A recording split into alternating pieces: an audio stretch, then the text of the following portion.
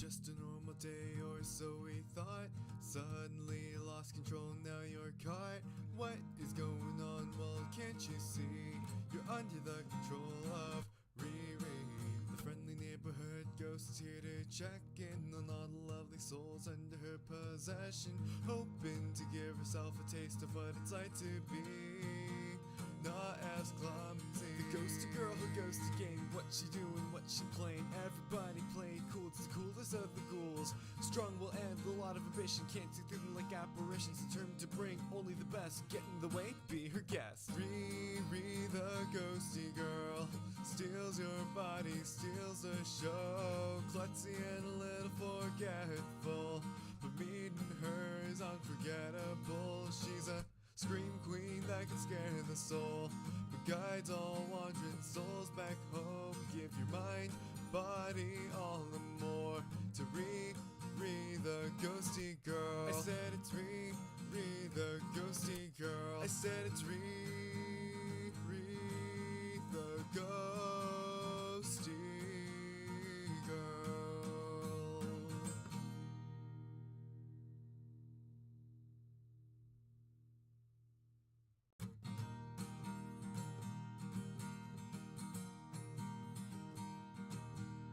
Just a normal day or so we thought. Suddenly lost control, now you're caught. What is going on? Well, can't you see? You're under the control of Riri. The friendly neighborhood ghost is here to check in on all the lovely souls under her possession, hoping to give herself a taste of what it's like to be not as clumsy. The ghosty girl who goes to game. What she doing, what she playing. Everybody playing cool, it's the coolest of the ghouls. Strong will end, a lot of ambition. Can't see through them like apparitions. Determined to bring only the best. Get in the way, be her guest. Riri, the ghosty girl, steals your body, steals the show. Klutzy and a little forgetful, but meeting her is unforgettable. She's a scream queen that can scare the soul, but guides all wandering souls back home. Give your mind, body, all the more to Riri, the ghosty girl. I said it's Riri, the ghosty girl. I said it's Riri, the ghosty girl.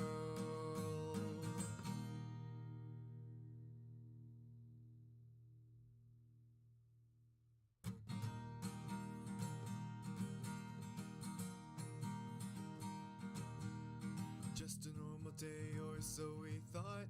Suddenly lost control, now you're caught. What is going on? Well, can't you see? You're under the control of Riri.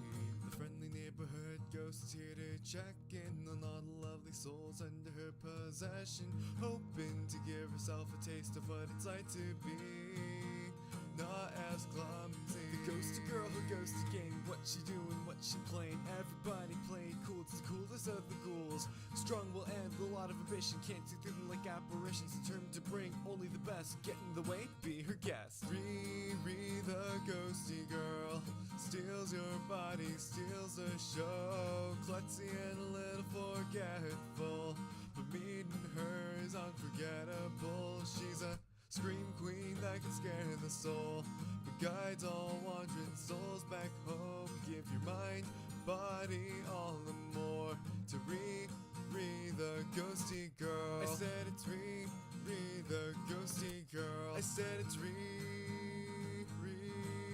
the ghosty girl.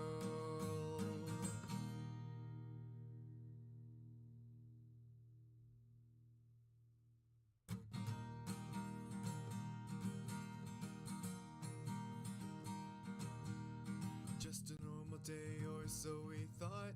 Suddenly lost control, now you're caught. What is going on? Well, can't you see? You're under the control of Riri.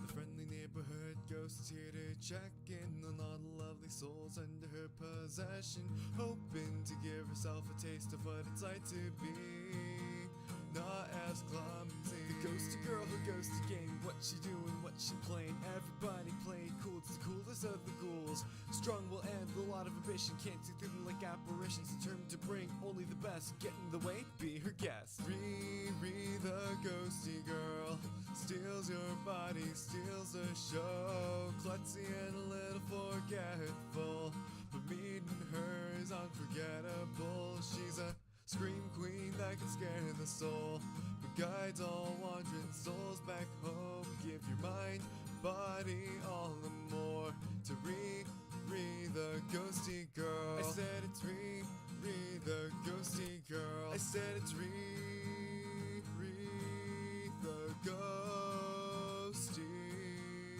girl.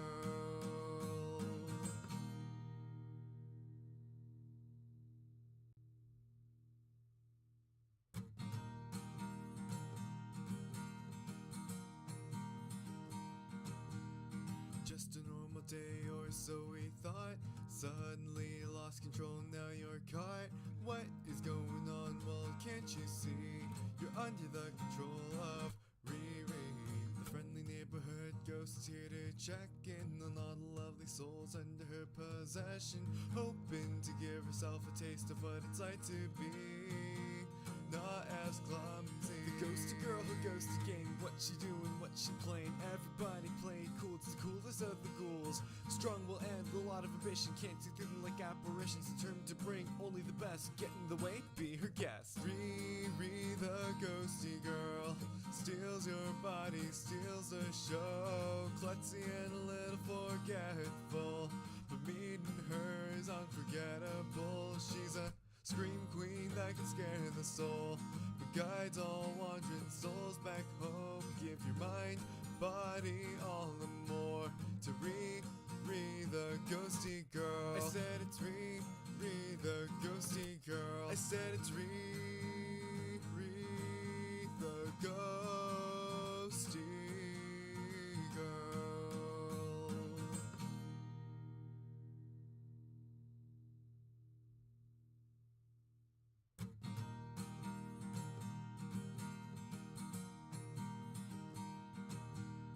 Just a normal day or so we thought.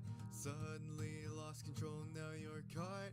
What is going on? Well, can't you see? You're under the control of Riri. The friendly neighborhood ghost is here to check in on all the lovely souls under her possession, hoping to give herself a taste of what it's like to be not as clumsy. The ghosty girl who goes to game, what she doing, what she playing. Everybody playing cool, it's the coolest of the ghouls. Strong will end, a lot of ambition, can't see through them like apparitions. Determined to bring only the best, get in the way, be her guest. Riri the ghosty girl steals your body, steals the show. Klutzy and a little forgetful, but meeting her is unforgettable. She's a scream queen that can scare the soul, but guides all wandering souls back home. Give your mind, body, all and more to Riri the ghosty girl. I said it's Riri the ghosty girl. I said it's Riri the ghosty girl.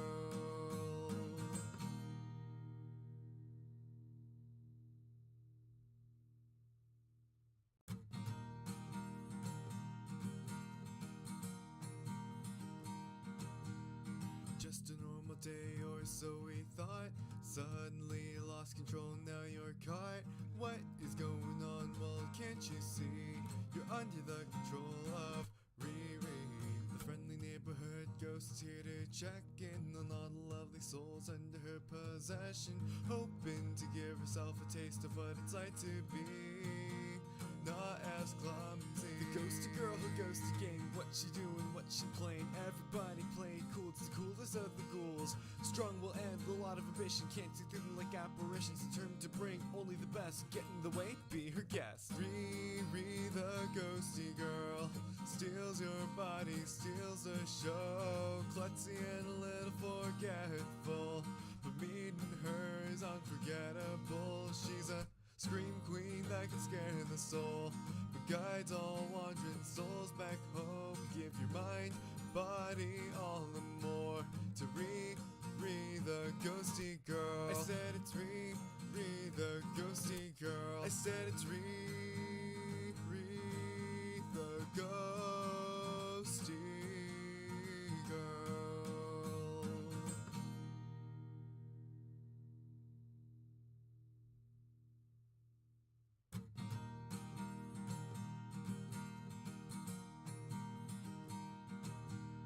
Just a normal day or so we thought. Suddenly lost control, now you're caught. What is going on? Well, can't you see? You're under the control of Riri, the friendly neighborhood ghost here to check in on all the lovely souls under her possession, hoping to give herself a taste of what it's like to be not as clumsy. The ghosty girl who goes to game. What she doing, what she playing. Everybody play cool, it's the coolest of the ghouls. Strong will end, a lot of ambition. Can't see through them like apparitions. Determined to bring only the best. Get in the way, be her guest. Riri the ghosty girl steals your body, steals the show. Klutzy and a little forgetful, but meeting her is unforgettable. She's a scream queen that can scare the soul, but guides all wandering souls back home. Give your mind, body all the more to Riri the ghosty girl. I said it's Riri the ghosty girl. I said it's Hello, ghosties! Oh, I'm Shamal. Hold on. I'm so small. Why am I so small? Okay. Hi guys, how are you? Happy Friday Eve. I fixed my multi-chat. Yippee! So we're good to go. But hello, Jaden, thanks for being the first soul. Hello, Honor. Hello, Phantom. Hello, Craggy. Hello, Mark. Hello, Aegis. Hello, Prince. Hello, Dimavi. Hello, Bud. Hello, Jam. How are you guys? Hello, hello, hello. Yeah, we're doing something different today. I'm sure you guys saw. I did want to play the new TFT set, and I will. But not today, because work was really stressful, and I just... I feel like I don't have the brain power to learn a new TFT set, but I am convinced that I will become a TFT gamer, and we will play ranked, and we will pop off. Oh shoot, I'm so sorry. I don't think the glasses did not work. I will fix that. Hello everyone on Twitch. Hello everyone on YouTube too. Thanks, Phantom. That was so nice of you. Hello Shin. Hello Bod. But yeah, work was just a lot today. I have been so busy. I didn't get to do anything that I wanted to do. Like usually Thursdays and Fridays chill out. I have less meetings. I'm able to like multitask a little bit and really like zone in on my work and get shit done. And then like do stream work, like Glitch Stars work, like Dreamers work, my work, like all that stuff. And I couldn't do any of that. I was so busy. And yeah, so I just don't feel like I have the brain power for TFT today. But it works out because I've been wanting to check out like one of these Warhammer 40k lore video faction videos for a while now, because I feel like all my talents and everyone in Glitch Stars and everyone ever is talking about it and learning about it. And I feel like it's something in the realm of like what I would enjoy. And I get, to be honest, I get like major FOMO. So I want to know what everyone's been like watching and learning. And so we talked about it like a week ago. And I was like, yeah, one of these days maybe we'll do it. And then a new video came out yesterday. So I was like, oh, this is the perfect day to do it. Yeah, but I will, like, just so everyone knows, I am going to private the YouTube video or like unlist it after the stream until Sunday, because I think there was something about like you should wait 3 days or whatever to like have a video up that's reacting to someone's video, and I want to like be respectful of that. So I'm just gonna unlist. Oh god, oh that scared me.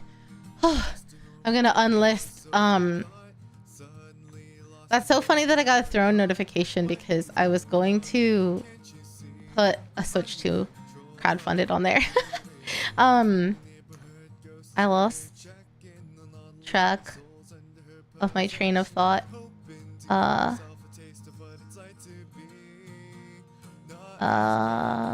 was I saying? Sorry, let me check throne. Thank you so much for the gift. Let me check because it doesn't tell me anywhere, so I have to like go look at it.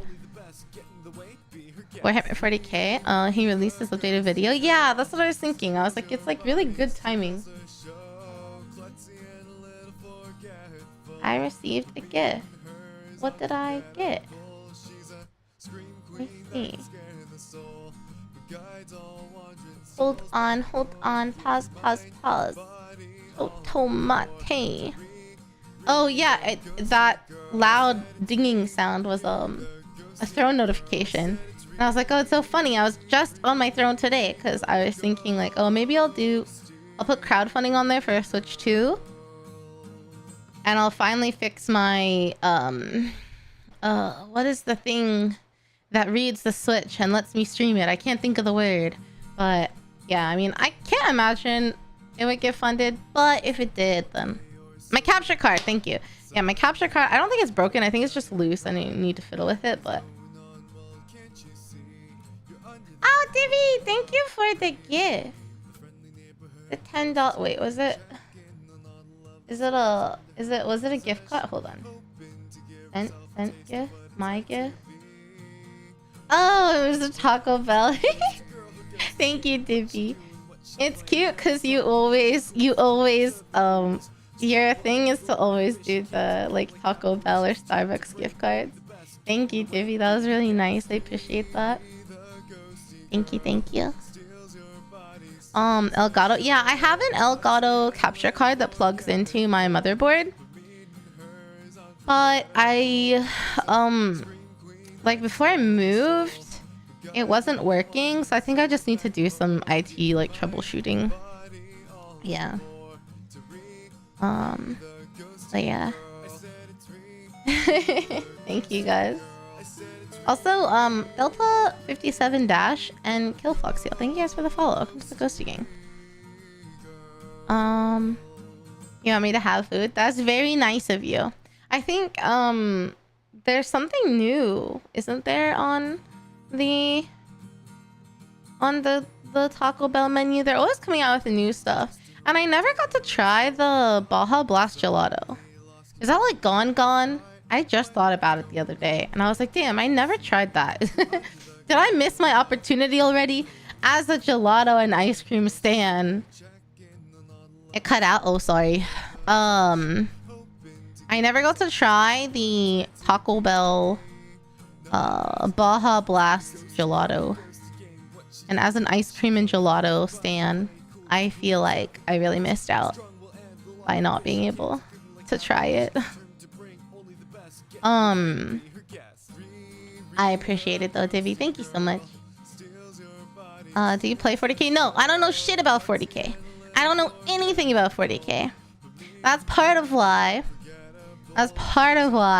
I wanted to watch these videos, is because I'm a manager for the Dreamers generation of Glitch Stars, and freaking everybody even outside of Glitch Stars has been like getting into Warhammer 40k lore and like are thinking about, you know, like I feel like everyone is learning about 40k lore, and like maybe people are gonna play games or maybe people are gonna like paint minis or something. And I know there are miniatures and you paint them. That's the only thing I know, because when I lived in Austin, there was a card shop that I would play Magic at, and then there was another shop called what was it called? Dragon's Lair. And they were another place that I would play Magic at, but it was a really cool store. I think it's a small chain actually, but they had like manga and they had comics and they had Dragon's Lair, not Dragon Slayer. Like the place that a dragon lives. But they had like board games and comics and manga and like plushies and some stuff for kids, and like tons of tables to play games and tabletop games and TCGs and stuff. But they also had a lot of 40k and I'm assuming also D&D like miniatures and these like intricate tables with like scenery and stuff set up and like paint and supplies. And I would look at it and I always thought, oh, it would be fun to just like pick up some dudes and paint them. Like I've always been kind of artistic and I feel like that would be fun to do. But I don't know anything about it. Not a damn thing. So this is my excuse to like look into it, because everyone else is learning about it and I don't want to feel FOMO when I don't know what they're talking about, you know? Butter chicken, dude, that sounds so good, Shell. I would love some. I would love a recipe, actually. I am a pretty good cook, a pretty good chef, an excellent patissier, a baker. But the only thing I've ever failed at making was some tikka masala, chicken tikka masala. It was a very long time ago. And I was following a recipe and somehow my curry turned gray. And I don't know how that's possible, but it tasted horrible. But it, you know, when you make curry, it makes like a big batch. And I was like broke, struggle busting in Austin. So I tried to force myself to eat it. And I was like, at this point, I would rather just starve for a meal than eat this. And I ended up throwing it away. But I would love to reconquer and make it again. So, from 40k, you know, orcs are cool. The only thing I heard is I stopped into Stim Pack stream. She's the other manager at Glitch Stars and my friend. I stopped into her stream one time when she was watching, and she said something about how everyone is everyone is not evil, but like there's no quote unquote good guy. So it makes it interesting. So I guess I know that, and I know there's factions, and I know you pay miniatures, and that's about the extent of my knowledge. Yeah. John Warhammer set out to collect all 40,000 Warhammers, but I assume, well, I guess I shouldn't assume that they'll tell me, but it's the video we're watching is Bricky's new re-explained faction video. So I'm hoping there will be enough context in here for me to understand. But now at least I know where the name comes from. What's a Warhammer? Everyone likes Slaanesh? Slaanesh? Slaanesh? How do I say it? Oh no.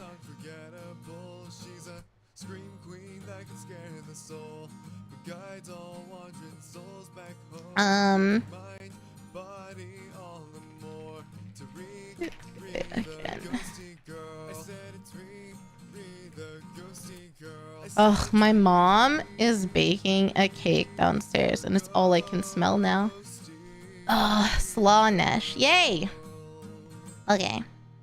But yeah, it's quite a long video. It's almost 2 hours, and I'm sure I'll pause occasionally if I need to go on a tangent about it. Slaanesh. Slaanesh if you're British. Slaanesh. Slaanesh. Slaanesh. So I think I'll just go ahead and start, to be honest. Okay. Cake, yeah. So she's making my great-grandma's red velvet cake recipe, which is my favorite cake. It's also like a family recipe, and it uses, okay, before we watch, I'm gonna get on my high horse for a second and go on my tangent about red velvet cake, because anytime you buy red velvet cake out in the wild, in a store, in a bakery, it always has cream cheese frosting, which is blasphemy. That is a what's the opposite of superior? It's the opposite of a superior frosting, especially on red velvet cake. Traditionally, red velvet cake hat and fear here, thank you. Traditionally, red velvet cake Thank you. I don't know why I forgot the word inferior. Wait, start over. I'm gonna go on a tangent here. And red velvet cake, when you buy it out in the wild, it always has cream cheese frosting, which is inferior. It's so inferior. Traditionally, red velvet had milk frosting or boiled frosting, depending on how you look, how like both terminologies were used. And basically it's a frosting that's made by kind of like creating a roux. So you're boiling like milk and flour in a pot, and then you're adding like sugar and butter and stuff, and then you whip it. Actually, I think it's been a minute since I made it, but you whip it afterwards with butter or something anyway, and you create the frosting that way. I know it doesn't sound good, but that is the only frosting I've ever tasted in my life that I could sit there and eat with a spoon. I don't like frosting, and red velvet with cream cheese frosting is blasphemous. But with a milk frosting, sign me the fuck up. So maybe I'll like maybe next time I can do a kitchen stream. Maybe I'll make my family's red velvet. Not that you guys could eat it, but you could see the recipe. Also, Bot, I didn't mean to insult your grandma. I'm sorry. Yeah, I'm not getting old. I just forgot the word inferior, you know? Sometimes we brain glitch, okay? Okay? I'm not old. Yeah. Okay. I think we should watch the video. Yeah, I'm so young and hip and cool, and I bought YouTube Premium just for you guys for today. You're welcome. We won't have any ads. Hi, Saber. You are so welcome. I'm also sleepy. I chugged some advanced focus like 2 hours ago, because I was worried that I was gonna be too eepy for today. See, now I feel kind of small. Am I too small? I don't think so. Is it? I don't want to like really cover up the video, so I think I'll just leave it like that. Oh my god! But wait, I didn't ask you guys. Private browsers exist like Brave. Yeah, but I don't want to skip any ad reads or anything because I want to support the original content creator and their content, you know? So I don't want to use like ad blocks and stuff. Did you guys see my not only did I treat you to the full new outfit redesign, except not the sexy version because I'm gonna make you guys wait for that. But I also gave you head. Did you see? Did you see? Did you see? Did you see? Did you see? I gave you guys head. Did you like it? Was it good head? Did you see it? I forgot to ask you guys. Fuck, I didn't post my go live tweet. I'm gonna scream. I'm gonna cry, shake, throw up. Where at? I posted it in Twitter. But it should also pop up on my Discord if you don't have Twitter. Or at least link you so you can click in and see it. Creepy but cute? How is it creepy? What the heck?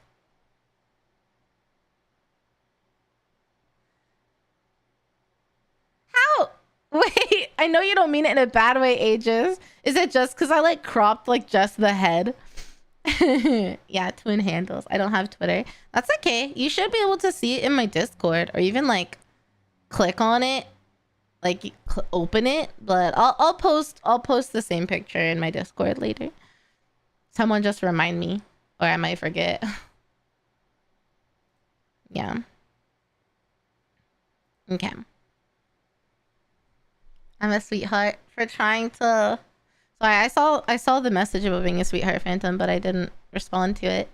Is it because I'm trying to support other creators? I feel like the least I can do if I'm reacting to someone's content, you know? It's just a head with drills on it. Yeah, the drills. The twin handles. their motorcycle handles. I was gonna make a joke about being ridden, but I think I would do the riding. I don't know. Whatever. Yeah, I wasn't gonna show you guys any of the actual model, but I was like, shucks. Now I want you guys to see it. At least the drills. But is hair pulling a kink? Oh, for sure. For sure hair pulling is a kink. Or like, maybe not even a kink, but just like a thing people do? I don't know. I cross. Also, the fact that you take us into consideration to go that far. I try, Phantom. I definitely try. I mean, nobody's perfect, including me, but I do try.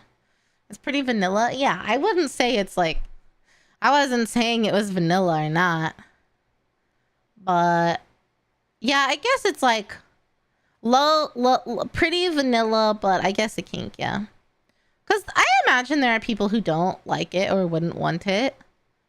But everyone else is probably okay with it. / want more of it, depending on the situation. I mean, I think it's kind of hot if someone like pulls your hair back, like tugs you into a position they want you in, kind of thing. You know? Also, I think because her hairstyle, like because my hairstyle in the new model is drills, and there is a second hairstyle actually, but both of those hairstyles are like updos basically. So I think it leads to potential of like even more sensual art, because there's something about when like a girl has her hair up and then you see her with her hair all down and like messy. Right? You guys feel me on that? Surely someone feels me on that. So I was like, ooh, I could have some really sensual art with my hair down, and it like will make it that much better because the new, you know, the new hairstyle with like a little bit more color is all like updos and twin tails and all pretty. But then you'll get to see it all down and mussy. Right? You guys feel me? I knew you would.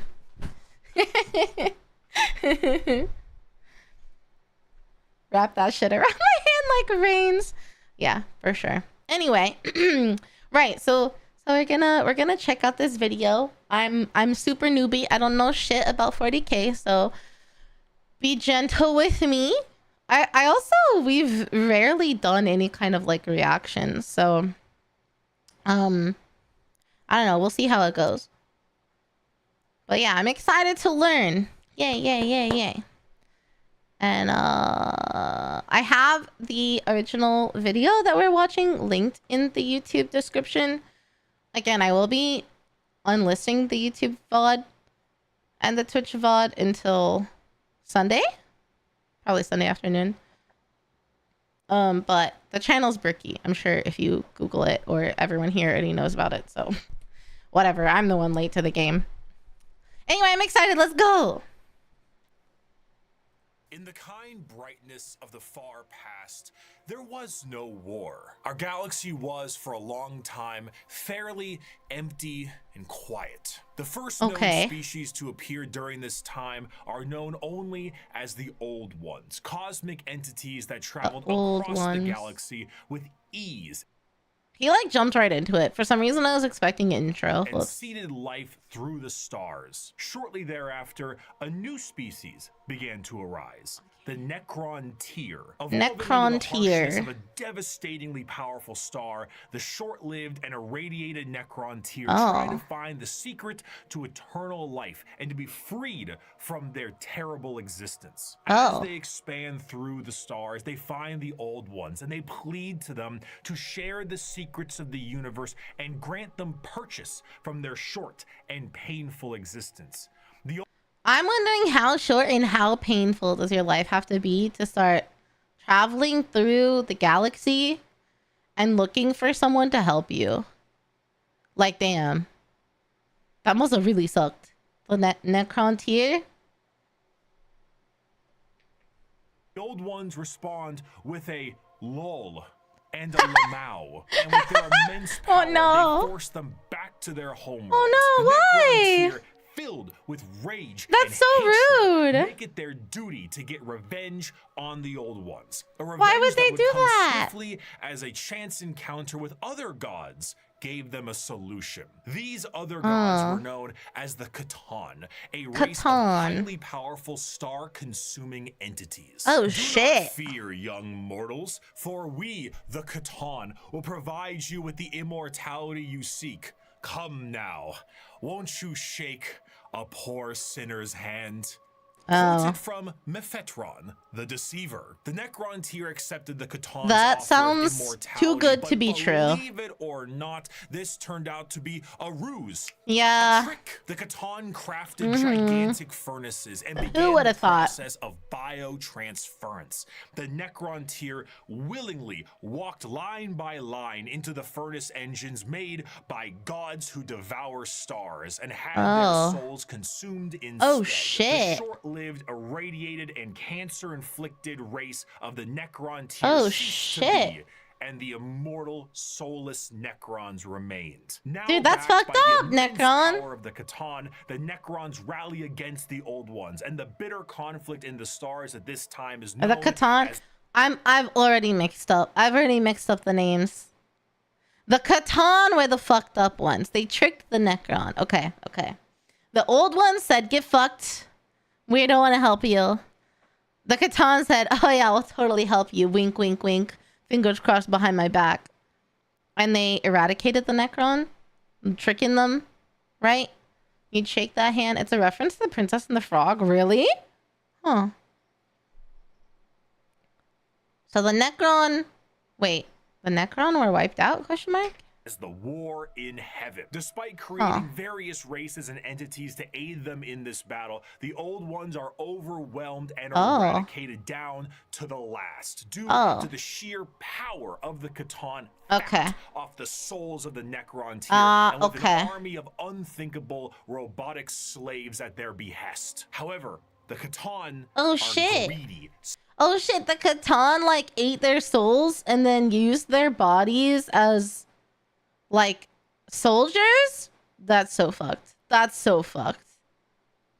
Holy. Spiteful gods. And when there was no foe worth killing, they turn on each other. The Necrons then put their sights towards the Votann and lay waste to them. Oh wait, the Necrons were okay? Freedom. The once subservient Necrons now control their former masters. Worn out and weakened by these wars, the Necrons under their leader, they made a comeback. The Silent King, lie dormant with a plan to eventually wake and reclaim control over the galaxy. Over millions of years, empires rise. Okay. So the Necron got the revenge. We love a good, like, who doesn't like revenge porn? We love a good revenge story. Underdog story, right? Hey Frank, how are you? Rise and they fall. The species created by the old ones have footholds over the galaxy, but on a pale blue dot in the thick of all this conflict, humanity begins to evolve. Necrons here were the aliens. Necron is when they... Oh, so the evolution. So the Necrons here were tricked by the... What was it? Votann? And then they became Necron. And then they overthrew the Votann and got their revenge. Okay. I got it. Oh god, there's so many names. I'm gonna forget all of them. I already know. There's been like 4 names, not even 4 minutes into the video. I'm fucked. My goldfish, my goldfish brain, my 2 brain cells are struggling and we're not even 4 minutes into the video. I don't have this on 2 times speed, right? I don't think I could do that right now. I don't. Okay. And for the most part, the basic path of humanity's evolution remains the same as it is now for almost 15,000 years. Right now, in the 21st century, this is canon. You, right now, Twitch streamer reacting to this video, you existed at a point in the Warhammer universe. Wait, it's so meta. Humanity's ambition and the power he called me out. Becomes unmatched, and the golden age of expansion begins. humanity starts to branch out through the stars with powerful tools used for agriculture, mining, and expansion. Some branches of humanity would eventually settle far away from Earth itself. And around this time, the psychic ability of humans are greatly expanded, and what we begin to know as psychers appear. But despite all the progress, things would begin to collapse. The machines created to aid humanity would turn on them in M23, an event known as the cybernetic revolt, and trade would begin to collapse due to the immaterial warp, aka actual hell, beginning to cause ruptures in space and time. These warp stones would separate humanity, and this would be what is known as the Age of Strife. The warp, Age of Strife of souls, storing all thought, emotion, and the souls of those who have passed on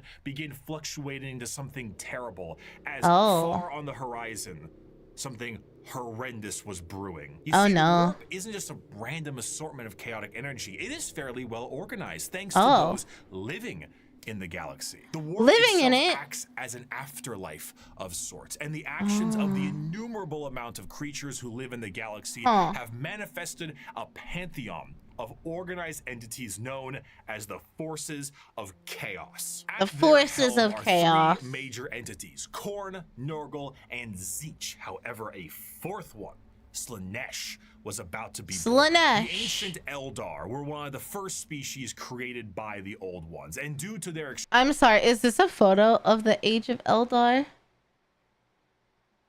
Because they're crazy. Their aesthetic is everything. They're like rocker clowns going to a festival. I'm kind of obsessed. They're giving fashion. Hi, Masks. How are you? Necrons got turned into unkillable undead robots and then imprison the ones who tricked them. Yeah. Okay. The original artwork. Their aesthetic is crazy. I love it.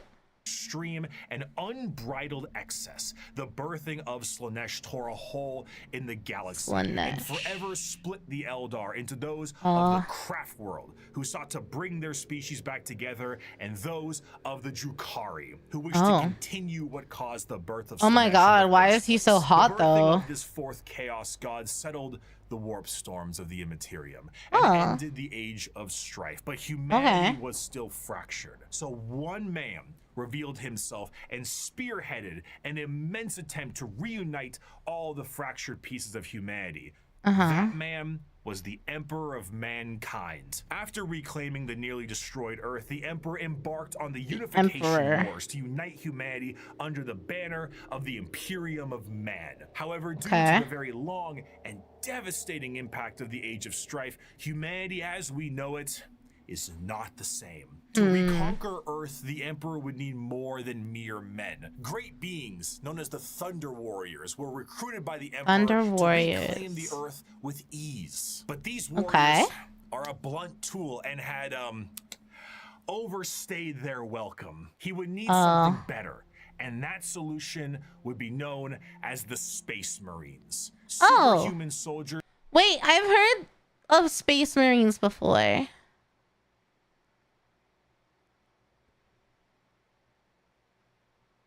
Filthy Xeno lover. Is that me? I've heard of Space Marines before. Why have I heard of Space Marines before? I don't know. I've heard of it though. Like the name.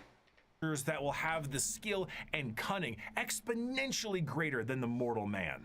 These new warriors would be commanded by an elite group of his very own sons known as the Primarchs. Unfortunately though, Dad didn't charge the baby monitor. His 18 sons would be stolen by the forces of chaos and scattered across the galaxy. Shit. I'm sorry. He had 18 sons? He had 18 sons and all of them got stolen by the gods of chaos and scattered? Bro. 2018, not 20. Why did he correct himself? Thanks for the Tusk goddess. But like, why? Okay, dude, 18 sons is crazy. Why are we not talking about that? He killed 2 that disappointed him. Holy fuck. Great Crusade, a monumental task to take back the stars in the name of humanity and reclaim the lost Primarch sons. However, he would reclaim need the the fires sons of industry to make this happen. Looking to the distant cousins of Mars, the Emperor signed a treaty with the technologically irradiated hellscape of the Red Planet and allowed the cult of the machine god, the Mechanicum, to supply his crusade. While Space Marines were the tip of the spear, their numbers pale to the vast might of the Imperial Army and Navy. The Astra Militarum and their seemingly endless numbers make up the bulk of the fighting force for humanity, supplied by the intelligence and prowess of various agents of the Imperium, such as rogue traders and assassins. Due to the lack of connectivity between the worlds, what a society had become— Wait, I'm confused. What is the name of the people from Mars okay, so the Space Marines were the main people fighting to reunite humanity and take back Earth. And his 18 sons like went everywhere, so he went to Mars to ask for help. Admech, Adeptus, Mechanicus, Admech. Okay, so Admech are the dudes on Mars, and the Space Marines were like, yo, help us out. And they said, bet. Okay.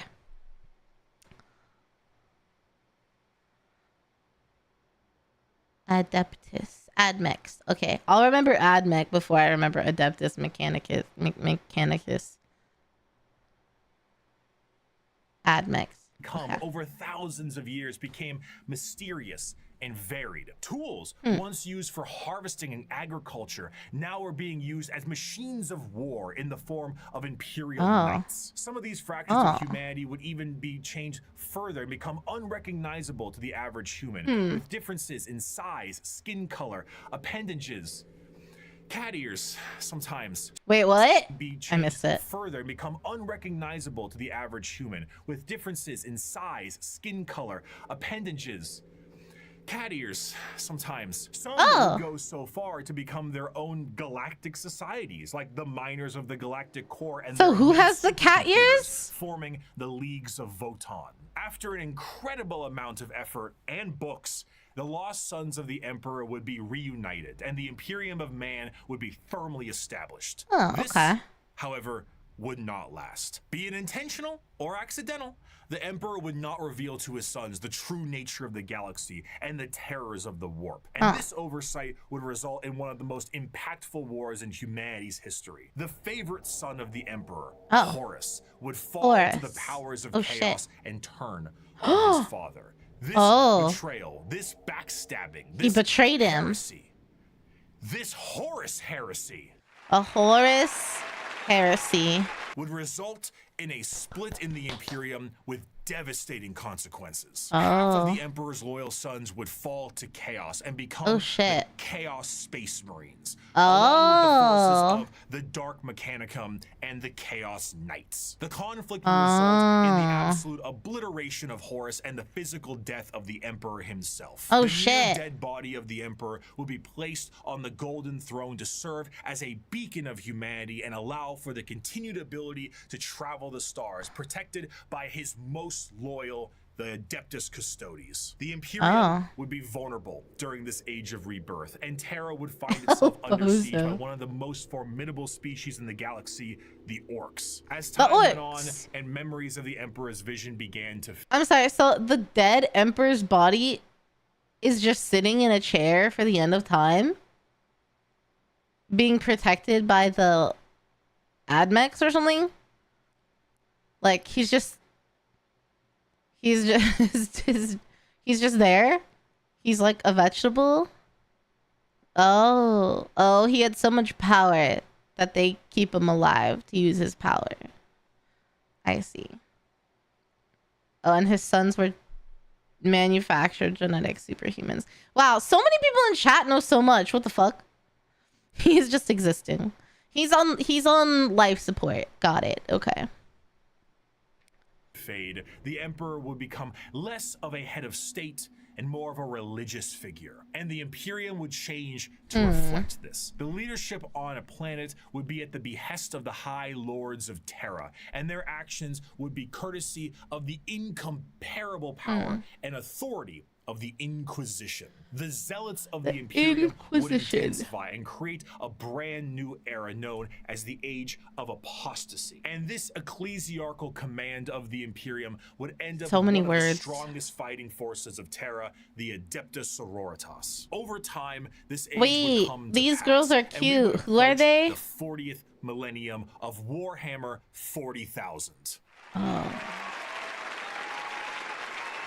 Which, you guessed it, would come with its own form of problems. A primitive species once found during a recon mission would be able to evolve in relative secrecy for 6,000 years, becoming a highly advanced coalition of aliens known as the Tau Empire. And if the threats of the galaxy weren't bad enough, there are threats from outside the galaxy. As a monster has begun to wrap its tendrils around the Milky Way, the Tyranids, monsters that serve a psychic hive mind and present tactics previously unseen in the Milky Way. Be it a direct assault with their monstrous bug-like presence, or more covert gene they're crazy. The presence of yet another threat in the galaxy is proving to be overwhelming to the Imperium. In the 41st millennium, there is no peace among the stars. Oh no, no peace. Life can and will be threatened by the Xenos races uncountable, or by the arch enemy of chaos within, or by the decroded terror that is the Imperium itself. It is to live in the cruelest and most bloody regime imaginable. Forget the power of technology and science, or the safety of promise and understanding. For in the grim darkness of the far future, there is only war. Oh. Okay, so that was like leading up to where it is now. I'm glad I don't live in that reality, probably. I think war, I'm not built for war. You know? A fantastic job once again, Mr. Kurz, the Night Haunter himself. Oh, didn't you love that, my faithful? Oh, it's the entry to every 40k novel. That's cute. Another criminal over the course of 6 hours break every single bone in his body, and with that, once again, our glorious leader has brought the crime rate to 0%. Always brought to you here on the Strawman News. I'm your host, Bricky. Thank you once again for joining us. Our top 0%. The weather forecast I don't think that's true. Rainy with extra dark, so make sure you pack those extra batteries for your lamp packs. And of course, let's not forget the fantastic gang violence problem we're currently having. Oh, I'm sorry. What's that? But you said. Oh right, it's gone. You said 0%. It's looking to be a chilly one tonight as well, so make sure your skin capes are nice and tight. Oh, I'm sorry, my skin cape? Wait, hold on, one moment. No. Adamantium reserves have tripled? wait, I'm sorry. Self-harm rates have gone down to 0%. Oh. The Night Haunter smiled? No. Wow. This could only mean one thing. This Earth sounds great. Everything sounds so great here. Can I move in? I want to be here. Oh. Exclusively on this here news network. That was a great segue. Holy shit. Myself is dropping a 3-part Gamer Subs release for pre-order of that was now and a 10 out of 10 segue. Not only does it include a completely brand new artwork reskin of the sweet 6-pack flavor, one of the I know he got us flavors in the entirety of Gamer That's Subs, so good. It also comes with the first ever all-over print Gamer Subs 32-ounce jug. And if that dude, a 32-ounce jug of an energy drink is crazy. To go along with it. That's right. That's a wild. This art is really pretty though. 6-pack style is here. We're still looking at muscles beyond belief, but this time we're talking taste. We're talking. I really like the style. It's like watercolory. Smooth. And if that wasn't enough, dude, she's so hot. Specifically, should you pre-order all 3 of these items, will personally hand. Oh yeah, I didn't know what gooning was. I thought I knew, but I was wrong. All of this you can receive for 10% off if you go down in the description of this video and click the link, or go to gamersubs.com. I gotta give it to him. That was so good. Use code Bricky. Save 10% off with code Bricky. Bring some color back into your life. Only gives you a buzz. No, doesn't it have 100 milligrams of caffeine per scoop? Like most of them are 100 to 200. And let us move on to our next scheduled program. 5 years ago, I made every Warhammer 40k faction explained. A passion project of mine for a universe that I enjoyed so much. Its main purpose was to be a drawbridge, the separation between the layman who had only ever seen the big armored blue man situated neatly next to a pretzels, and then the hardcore Warhammer lore nerd. That was just too wide, and there was nothing bridging these two. When you're a henchman, yeah, you're just a henchman. Warhammer has exploded in popularity thanks to COVID, quality game updates, and a few excellent video games. But you can only play in person with people, right? Are the video games all solo player? That video alone makes me feel as if Games Workshop owes me commission. However, that video is incomplete. I was not a casual fan, but I was also not a hardcore lore junkie. In the 5 years since, oh my god, look at how much he's changed in 5 years. And the drawbridge between casual to the obsessed has never been wider or easier to traverse. Even I myself have been a part of Adeptus Ridiculous, a podcast teaching lore in a much simpler and condensed form. Needless to say, I've learned a lot. Warhammer is you can play on tabletop sim. Okay. Spaceman shoots big gun. It has also grown substantially from its origins, being a Warhammer fantasy spin-off just in space. Now it is a black library filled with immensely deep characters, difficult themes, and even some tear-jerking stories. I want a tear-jerking story. Make me cry, make me cry, make me cry, make me cry, make me cry. I love crying. Give me a good story that makes me cry. I'd like to share what I've learned. We just had a brief summary of the world and each faction that takes place during it. And we did that because to truly understand each faction, we must understand what makes them the way they are. Okay. To do so, we need to begin in chronological order, discussing their origins, their culture, their powers, and of course, what makes them oh so grimdark. So let's begin with the group that started it all and sing praise to the infinite empire. The Necrons. Okay. As mentioned before, the Necrons here were the original form of the Necrons, an alien race far away from us that lived short, painful lives due to the irradiation of their star. Normally, this would manifest as like a sort of cancer, a space cancer of sorts. The Necrons are very much inspired by the ancient Egyptian aesthetic, but unlike the dunes commonly associated with it, the irradiated hellscape the Necrons here endured was far from picturesque. This also translates into their hierarchy. They are a race of nobles and peasants. Most of the peasants would often live for their very short amount of time, only a couple of decades, while the nobles tended to have better care and would live a little bit longer, but still far less than the average lifespan of a human, even today in the 21st century. The leader of the Necrons was Zarek, the Silent King. He was the one who took the deal with the Votann and the Deceiver. Of course, he wasn't aware of the fact that they were known as the Deceiver at the time, but the whole species was blinded by hate after being debased by the Old Ones on their quest to cure their illness. The sheer pain that underwent the Necron race can't be understated, as their fear was manic. The Votann are, of course, gods that eat stars, and when the leader of your species tells you to march into the gigantic green furnaces to ascend to immortality, you march. The scenes from these are long lines of both the peasantry and nobles clutching their loved ones. Watching reactions all day.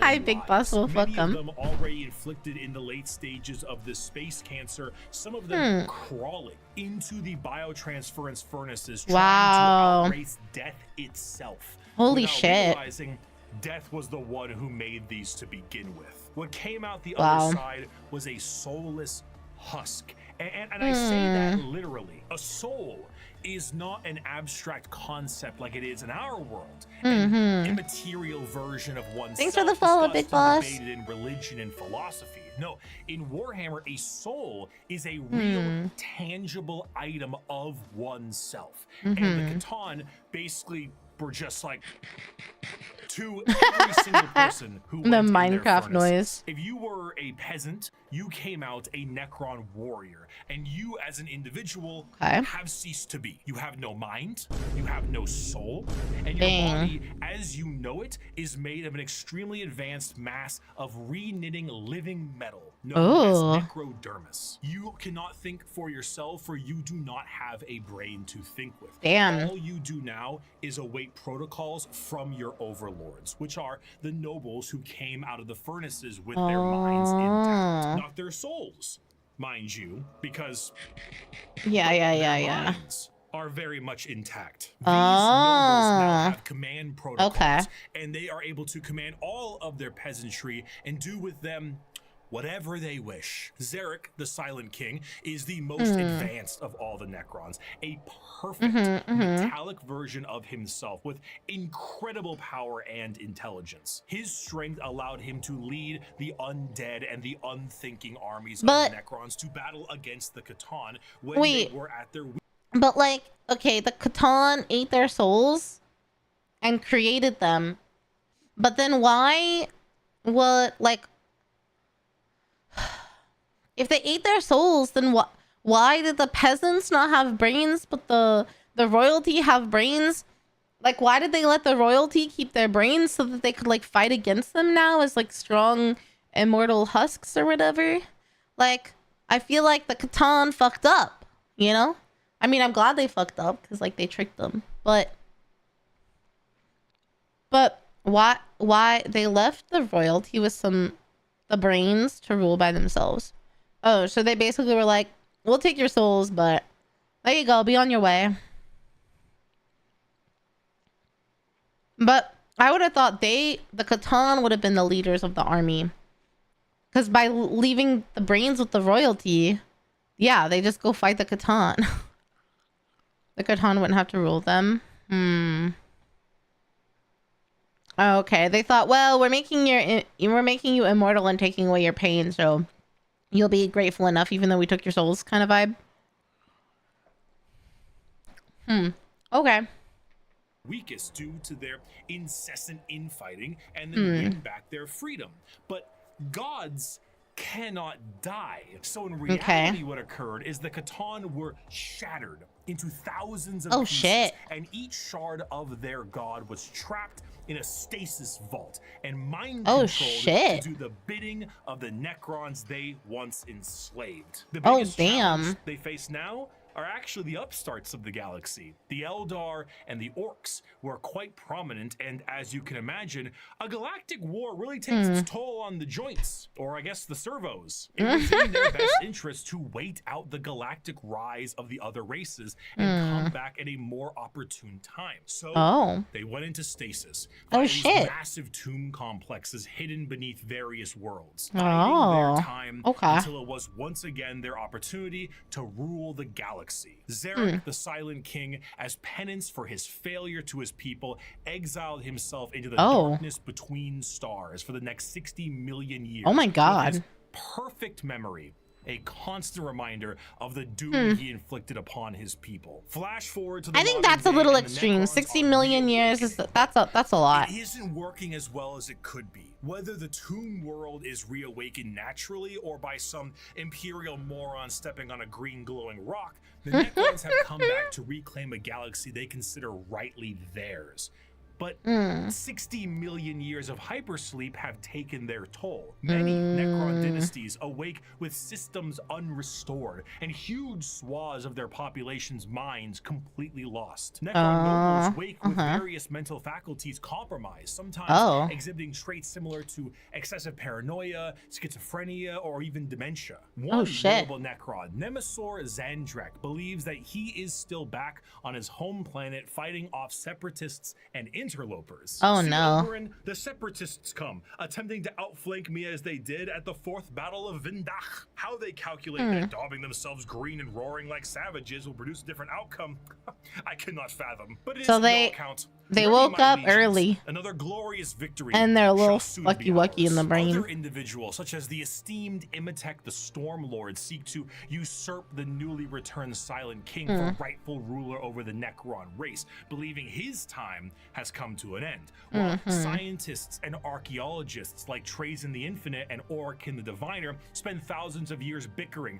over artifacts and petty squabbles. Truly, the Necrons are a faction of unthinkable, unimaginable power, held back entirely by their own hubris and 60 million years of stasis. It is a species that does not know of time, only of the ravages brought by it. A pharaoh of a dynasty may just be as frightened to awake completely mad as they are to be assassinated while they sleep. Thousands of years pass in an instant. There is a play, like an opera play, a retelling of War in Heaven in the Necron culture that takes 40 years to witness, because why leave? You have no need to eat or vacate your bowels. You are immortal, but you are soulless. Despite the Necrons' incredible technology, their mastery over time, reality itself, despite all of this, they still are missing a soul. And therein lies the biggest struggle. Most Necrons look to conquest the galaxy, kill the interlopers like the humans, Eldar, and orcs that scrape at a fraction of their power.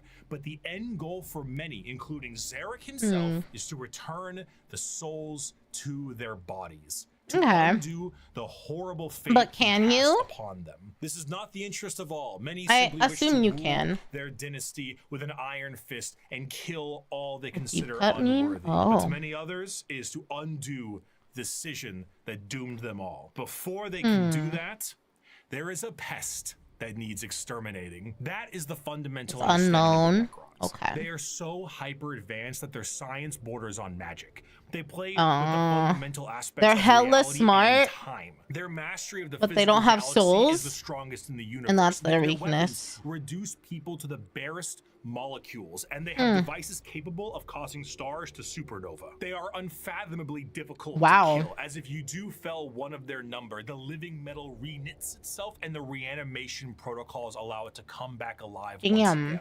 They're masters of teleportation, and often killing a Necron fully will just have its consciousness translocated back to their tomb world to await reassembly. Normally, they utilize large phalanxes of warriors and honorary combats, even if they don't have souls, how do they get beat? Mind viruses. The destroyer cults are hell-bent on killing anything and everyone that lives with an overwhelming force. And then there's the flayed ones. Necrons cursed with I have no mouth and I must scream, a panic attack virus, as the last laugh of Landogo, the Flayer Catan. Slowly losing their minds, they strip apart their foes and adorn their bodies with the skin of their enemies, trying to better return to their old feelings of flesh and blood. Oh god, I hate that. Thanks for the follow, Reaver. Welcome to the Ghost Gang. Mighty empire, and still one of the biggest threats in the galaxy.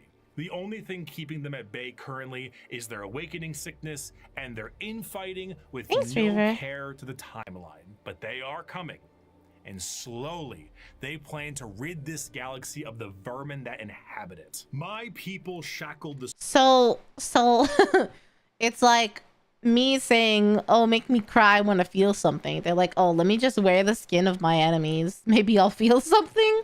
That's the vibe I got. Stars and broke mortality when the species you sprang from had barely left the slime pools it spawned in. Our wars burned reality, and the dominion of our kings is without limit. The ground you tread on is not yours, it is ours. The war in heaven was a catastrophic time for the galaxy, and as stated in the above quote, burned reality. Of course, fellow slime pool reporting in. Thoughts so far? I mean, we're just starting and I don't know anything about it. So the Catan got what was coming to them, and the Necron,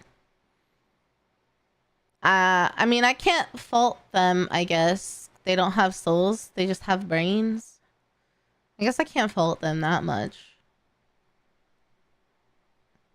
Souls exist in Warhammer, and in the case of the Necrons here, they were consumed by the star gods. This begs the question, however, if you were to pass on, expire, as one might put it, where would your soul go? The answer to that's this such a good question to ask a ghost. In Warhammer, a soul the warp is real. That's what I was gonna say. That's exactly where they go. Empyrean, the Sea of Souls, the Immaterium. All of these names refer to the dimension parallel to our own, known as the warp. Now, the warp is not like our reality. It does not follow the classic normalcy of time and space. It is defined as the Sea of Souls, and it acts like this in a more literal way than you can realize. To imagine the warp is to imagine the sea itself. Hell is real, and you can surf on it. It has a current and can become more dangerous depending on where you go and how bad the weather is. As the Immaterium is a reflection of our reality and of our souls, all thoughts, all emotions, all feeling that goes with a soul is passed on into the warp. If an entire planet decides it's going to engage in a blood-fueled rampage of murder and gore, then the warp around that planet will be affected in a similar manner. It's not something that you can see. It is a parallel, not perpendicular dimension. But it is changing. To expose oneself to the warp a little big brain for me. Invites certain death outside of the most iron-willed of individuals, and to stare into it will drive one mad. Much like the open seas, things dwell in the warp. Whether these beings were always there and were just emboldened by the carnage of the galaxy, we can only speculate at. At a time, you could say it was more calm, but a certain faction's galactic war in heaven didn't do it any favors. Now the warp is turbulent, and its realms belong to a pantheon of gods known simply as Chaos.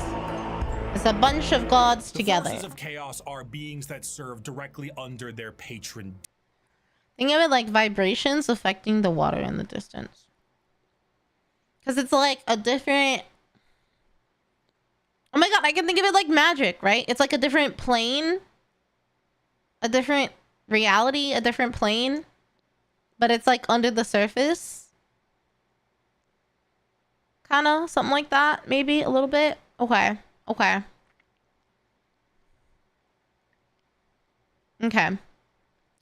So now we're on to chaos. All right. Deity. There are 4 current gods of chaos at the moment: Khorne, Tzeentch, Nurgle, and Slaanesh. Each of them represent various facets of and emotions of sentient species and play a great game against one another for total control over their realms. Interestingly enough, while their disciples have physical forms we can understand, the chaos gods do not have a physical visual that you can perceive in reality. So while there are tons of fantastic fan art, we do not know what they truly look like. Whoa! Though they are conveniently color-coded. Khorne is the god of blood and murder, carnage and slaughter. He is the one. Wait, so we have no photos, no artist drawing renderings, nothing of these gods? That's crazy! After all this time, this game has been around for that long, and we don't have like a physical representation, like officially? Whoa. That's wild. Do you think we ever will? Think as above, so below. Okay, Stoner Boy, that makes sense. You have no... That's wild! What the hell? I want to know what they look like. Yeah, it makes sense that people would represent them like the greater demons, or like the 4... Isn't it 4 horsemen? Isn't that it? The like 4 horse... Isn't there 4, like a myth or something about 4 horsemen, like death gods or something like that? I swear, like I'm thinking of something and I can't... Yeah. That's the vibe I'm getting. It's the 4 horsemen of the apocalypse. There's fan art, no official depictions. That's the point. They're supposed to be disembodied concepts. I know, but I like in my head like a way to envision it. I'm very visual. So it's hard to think like you're a being, but I don't know what you look like. Like I can't, like you're just everywhere. I don't know. I guess if I think it's just like a god or something that's like everywhere, which I guess they are, right? Sentient thoughts and emotions. That's crazy. Yeah, I mean, like the 4 death gods or something I can think of, but that's just wild to me. Who is okay, wait, who's the first one? And murder. Oh, they are conveniently Khorne. Okay. Khorne is the god of blood okay. murder, carnage, and slaughter. He is the one who is most probably not a fan of this guy. Killing of any living thing. For I'll be Khorne honest. Cares not from where the blood flows. With a sacred number of 8, he is the lord of all things involving killing and blood and gore. The champions are extremely strong as well, with monumental muscles and extremely large weapons. A true analog to Khorne would be his greater demon, the Bloodthirster, an enormous muscle-bound flying devil with an axe so large it splits tanks in a single swing. They move into battle with armor of brass adorned by the skulls of their foes and pools of freshly spilt blood. This may appear to be quite frightening, of course. Demonic, one might say. But in the world of chaos, all emotions feed one of these gods in one way or another. If you were to define Khorne with single words, you would use blood, carnage, murder, skulls. But you'd be missing out on important ones like strength, honor, prowess, courage, and skill. Khorne is not just about the wholesale slaughter of people. He is about the honor and power of martial combat. The true strength there is in besting someone in physical strength and skill. Of course, a murderer would be someone who would feed Khorne, but a soldier could feed Khorne. A martial artist or professional fighter could feed Khorne. A warrior, good or bad, feeds Khorne. A diplomat does not. A premier soldier does. A GoFundMe does not. This is what leads many mortals down the path of Khorne. For he will bless those that bring him enough skulls. And in a world this destructive, there are many ways to reap a high tally for him. Prepare the dread claws and unchain the mad ones. Glorious battle awaits us today. For the world below has an interesting way to put it. Let us descend upon them with fury and rage, giving no quarter and sparing only those warriors who fight well enough to earn a place amongst us. As to the rest, their lives and possessions are ours, but their skulls are for Khorne. Normally, I've heard blood for the blood god. That's from 40k? Blood for the blood god? Skulls for the skull throne? What? Dude, there's so much that I had no clue was like a 40k reference that I've heard. That's crazy. That's so funny. You guys got some favorite numbers? Oh, okay.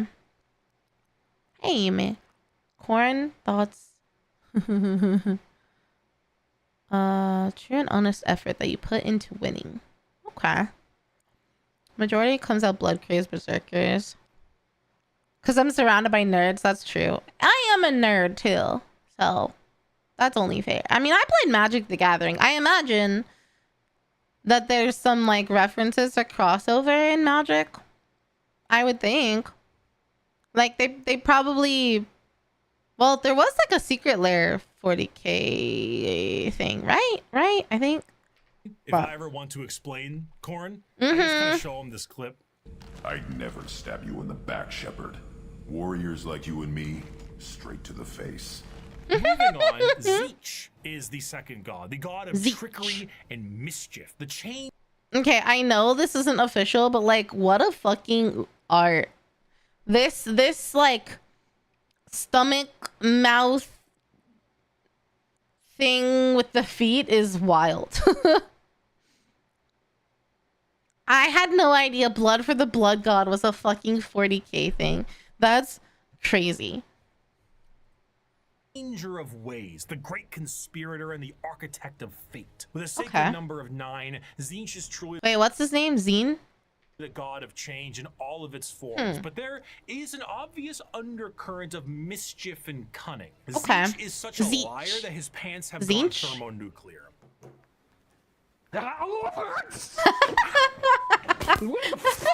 His favorite pastime is asking questions that have no answers while simultaneously making up answers on the spot to a question he didn't ask. Have you ever had a dream that That you I love this kid. You could do so you want him to do you so much you could do anything. He is such a conniving little bastard that There we every go. emotion of lying, of scheming, of trickery is a direct way to help feed him. An unfaithful partner, a politician, a spy.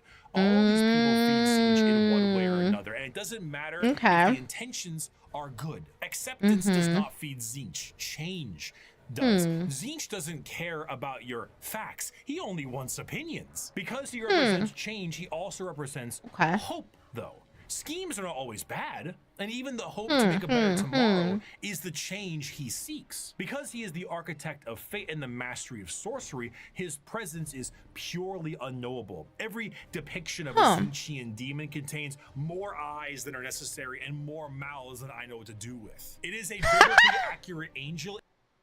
Hey, yo, I bet I know what to do with those mouths. You know what I'm saying?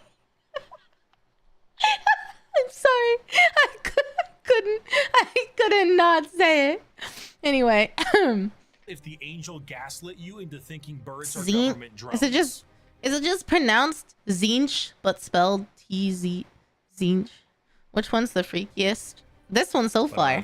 The creatures at his disposal adorn themselves with the knowledge of Change sorceries in and any the form. unknown, all to provide a mind-crushing experience. Fighting demons from outside of our reality is difficult enough, but fighting demons from unreality, purposely attempting to trick you, is a whole new thing entirely. And that is before we even get started on the gigantic bird of sorcery you're going to need to face. Do not ask which creature screams in the night. Do not question who waits for you. Save the horny for the last one. It is my cry that wakes you in the night, and my body that crouches in the shadow. I am Tzeentch, and you are the puppet that dances to my tune. I mean, Tzeentch is pretty Third cool. of the Chaos Gods is the one of acceptance of rot and pestilence, the grandfather himself, Papa Nurgle. Nurgle is the exact opposite of Tzeentch. Where Tzeentch believes in change and hope for a future, Nurgle believes in stagnation and the end of everything. At one point or another, we will all decay. We will all rot, and we will all We're all end. actively dying. And the sacred number. Although I posed this question to my coworkers, which was probably not a good idea, but I'm curious because we're not all actively dying. At what point do we stop like living and start dying? I feel like that is related to this guy. I already forgot his name. Nurgle. At what point do you start dying? Like what age? You know? Or what mentality? I'm curious what you guys think. Number of 7, every single thing, pestilence, Number of 7, everything in between comes under the great shadow and girth of Nurgle himself. For Nurgle, the plight of mortals is his fear and wine. And no matter how solid life might be, everything will decay in the end. In the creation of life, there must be an end to that life. And nobody has more creations to end lives than Grandfather Nurgle himself. Every boy, every blemish, every pus-filled wound and disease, every rot and every plague is kept and concocted by Nurgle. This, humorously, keeps Nurgle as a jovial god. He is full of life and laughter, and by creating as many diseases as he possibly can, he shares that joy with mortals. I mean, his envoy is the great unclean one. And look at how happy he is. And a lot of him to love. A fear of death in general is feeding Nurgle. All disease makes him is he so stronger, happy? but to pray for salvation for a wounded loved one is to feed Nurgle. The timeless and inevitable fear that one day you will rot and decay is what gives him strength. Votann won't feed Nurgle. Licking the doorknob on a public bathroom certainly does. However, should you embrace your grandfather's gifts, you may find an end to your pain. Maybe. All mortal followers of the Chaos Gods found themselves there in one way or another, either through the direct worship or the slow corrupting of their soul. souls. Oh. But those that take Nurgle's gifts and embrace the decay of their bodies may end up being chosen among his few as a faithful servant. In doing so, you will be free of the pain caused by Nurgle's ailments, and you may even find yourself just as jovial and happy as he is. I want to be jovial and happy like Nurgle. Oh, maybe. His allies shall wither and die. The universe and all within it shall wither and die. And when the great corruption has settled over the land and permeated the very foundations of reality itself, then shall the Lord of all rise from the rot and ruin, spread his arms wide to reclaim all of his dutiful children. Those were the three major chaos gods for a very long time. Grandfather Nurgle? Why? Death on a galactic scale. Ever present, but now fact on the suffering of a galaxy. One race, for a while, was able to elude the pull of chaos. An advanced race of psychically attuned aliens whose mastery over the physical world was so strong that chaos could not glean from them the morsels of power they once had. Or so they couldn't. Not for a long while. 60 million years ago, in an attempt to combat the Necrons and Votann, the old ones made a new species. One with innate power in the warp and the ability to harness it with a mastery that was unseen by so many others. Why fight what is inevitable? That's a good way to explain the mindset. He loves us all. A mastery so powerful, the Necrons retreated to sleep in order to wait it out. It was no longer a galaxy to be ruled by them, but instead begin the age of the Eldar.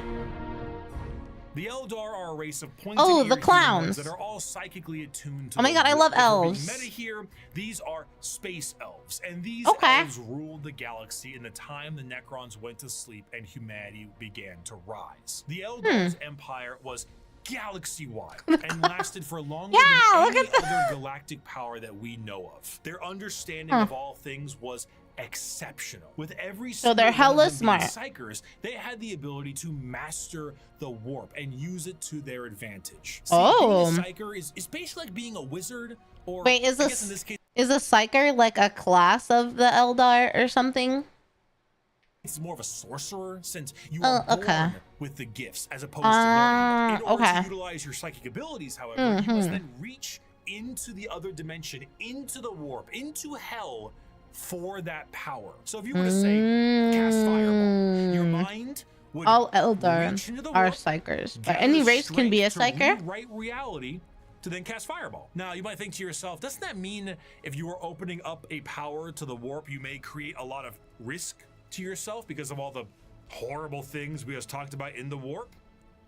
Yeah. Yes. Okay. However, in Warhammer 40k, willpower is a real, tangible thing. In the sense that in its own right, it can be weaponized. Being strong of will means being strong of soul. And being strong of soul means you can resist the pull of the warp chaos much more. A more inexperienced psyker opens up a hole into the warp that is large. And that hole widens to get more power, allowing evil things to get in. A powerful psyker is able to open a very small hole, but with immense force to get the same amount of power with less risk. The Eldar are master psychers. Every single one of them can call upon the warp, and over millions of years they have perfected it so much so that they can weave structures out of it. In some species in the galaxy, they utilize the warp itself for interstellar travel. The Eldar ain't having any of that noise. How about we utilize a fancy alternative mode of travel that is substantially safer than the old ones created, called the webway? What about dying?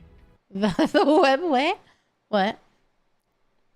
So psychers can exist anywhere, but every Eldar is a psyker. Okay, got it. I can access the work. Except the Necron are never psychers. Okay. Elves are like the best. Species has to have some attachment. Okay. The Emperor yet? I mean, he talked about it a little bit at like a super brief little intro, but I've already forgotten. I know he has 18 sons. Miss me with that. We no longer age. And if we Oh, do, fuck yeah, we let's go. Reborn. We're Like young that. forever. Food, water, materials, we make things out of distilled warp essence itself. Oh. We sing unreality into cathedrals to dine in. What truly Dude, they seem pretty could the cool. Eldari Empire possibly fear? I mean, I'm into them. The Eldari Empire's biggest fear was themselves, with a society so perfect they wanted for naught, and this led them down dark and dangerous paths. When the base functions of society are no longer a problem for you, you tend to experiment. Perhaps the medium rare steak on your plate would be better if it was elf meat. Hey, I'm not saying we should make cannibalism legal, but like, what's the issue with a little taste? Violent sports is one thing, but how come we don't do sports to the death? I mean, if I'm just saying. Wait, is Blood Bowl a 40K game?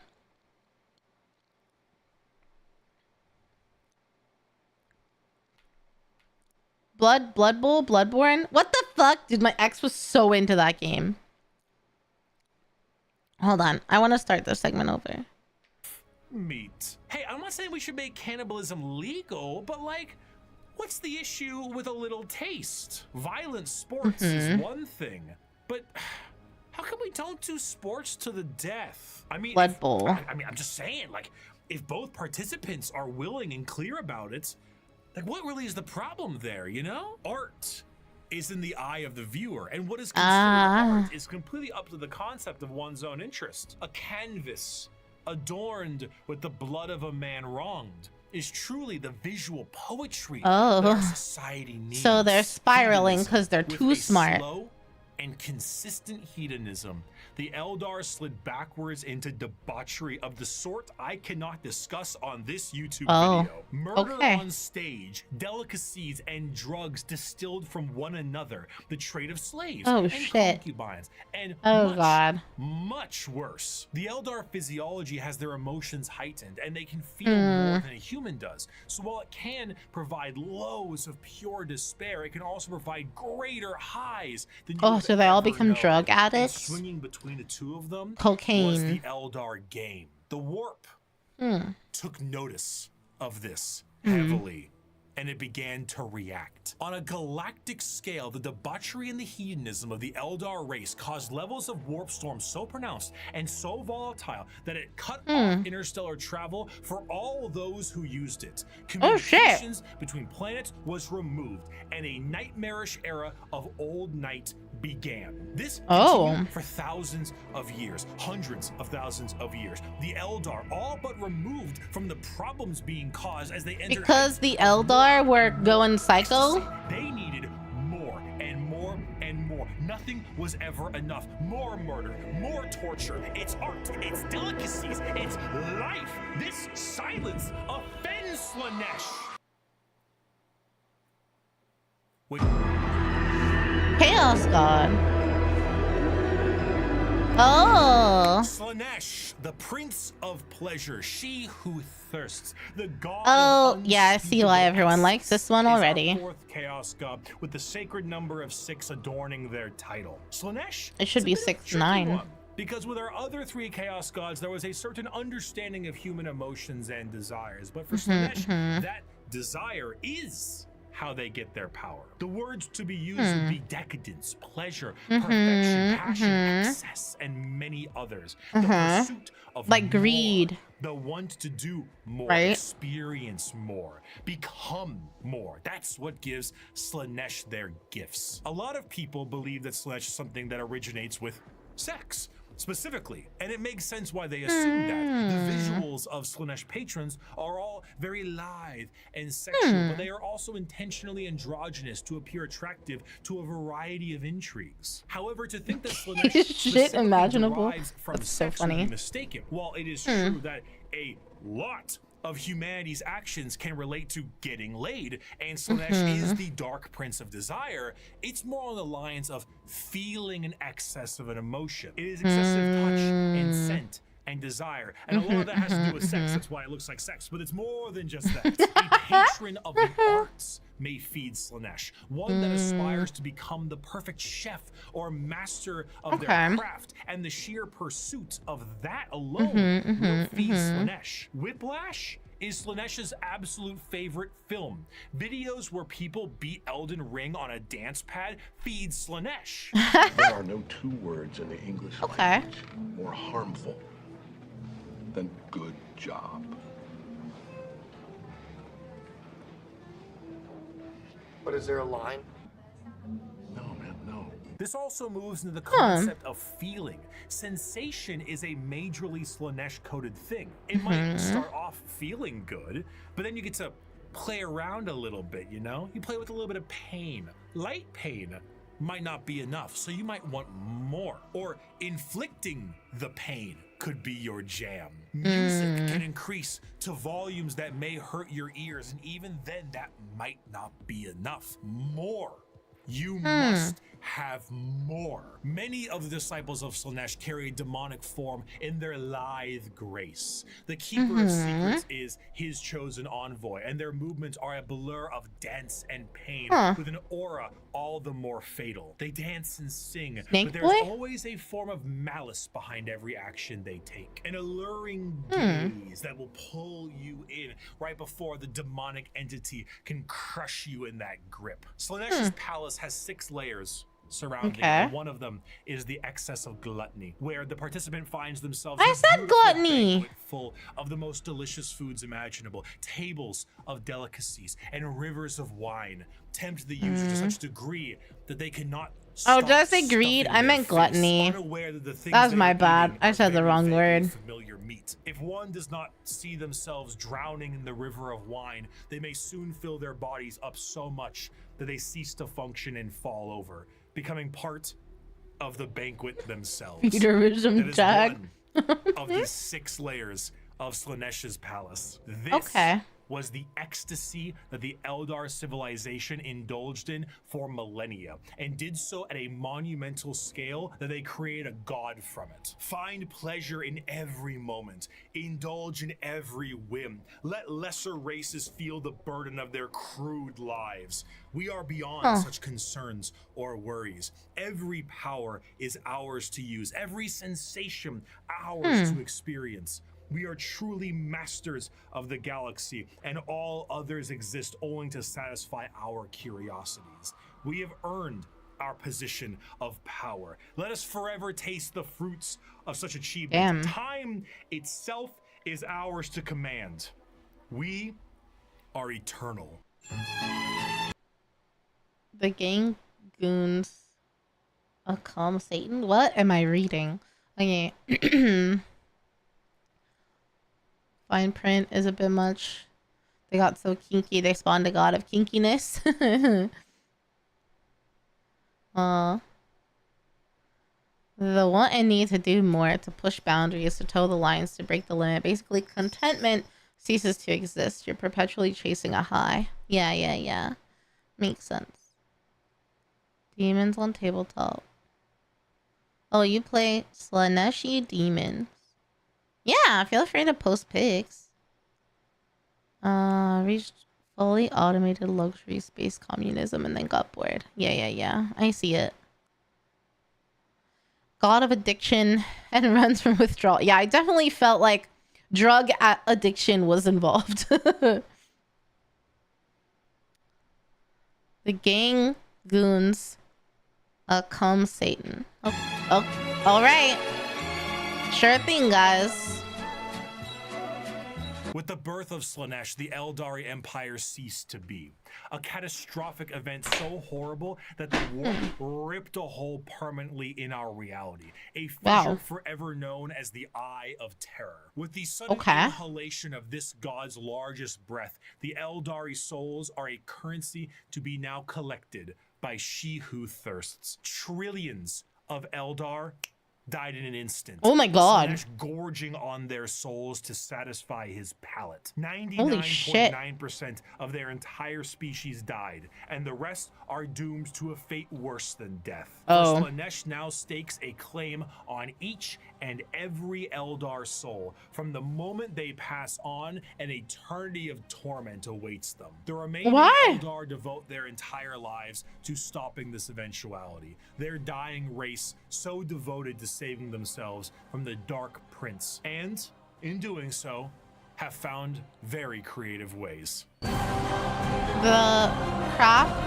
Craftworld Eldar. The Craftworld Eldar are the main force of Eldar in the galaxy and represent the elf style that many think of when you think elves in space. Fantasy elves in space, not those elves.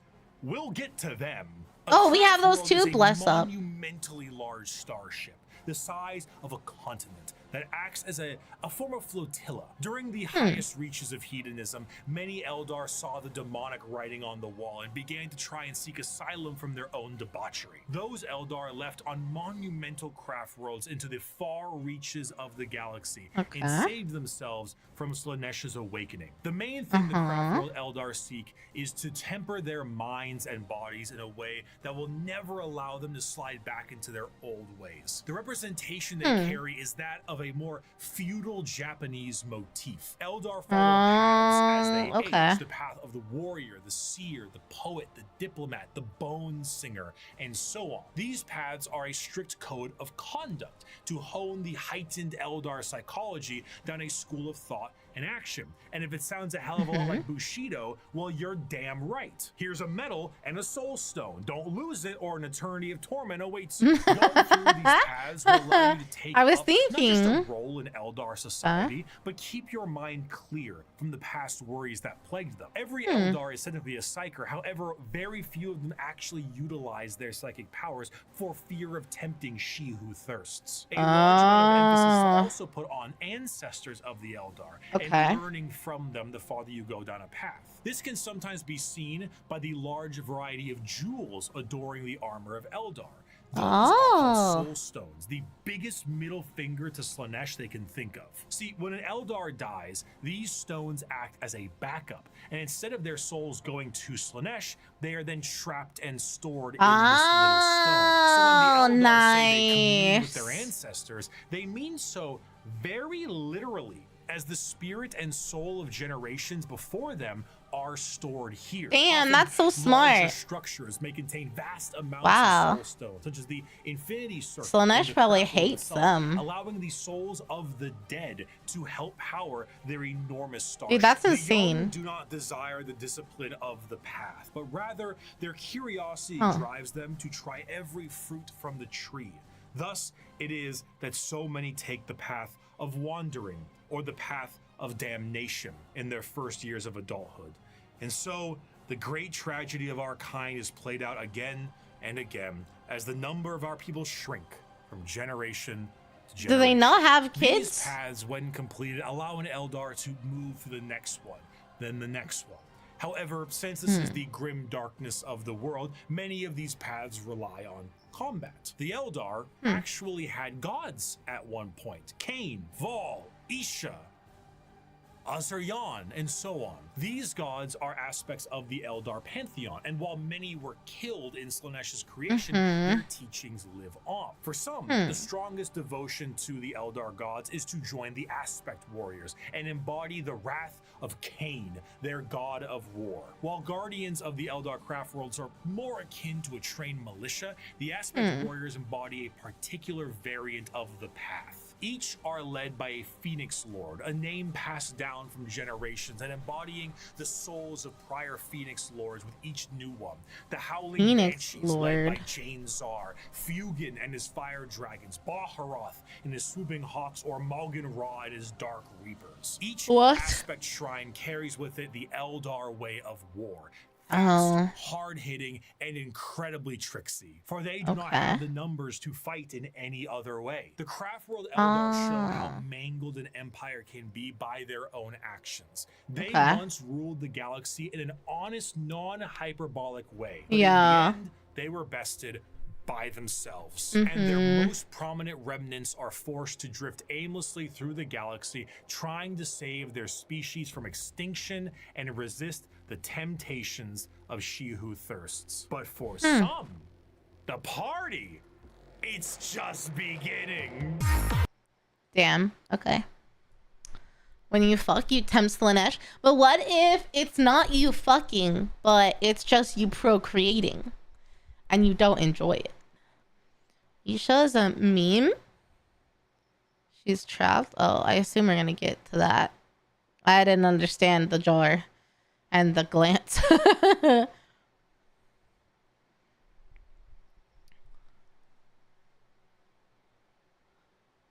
Bed bunking. They can do soaking like the Mormons. Is there a workaround? Huh. Okay. The Drukhari?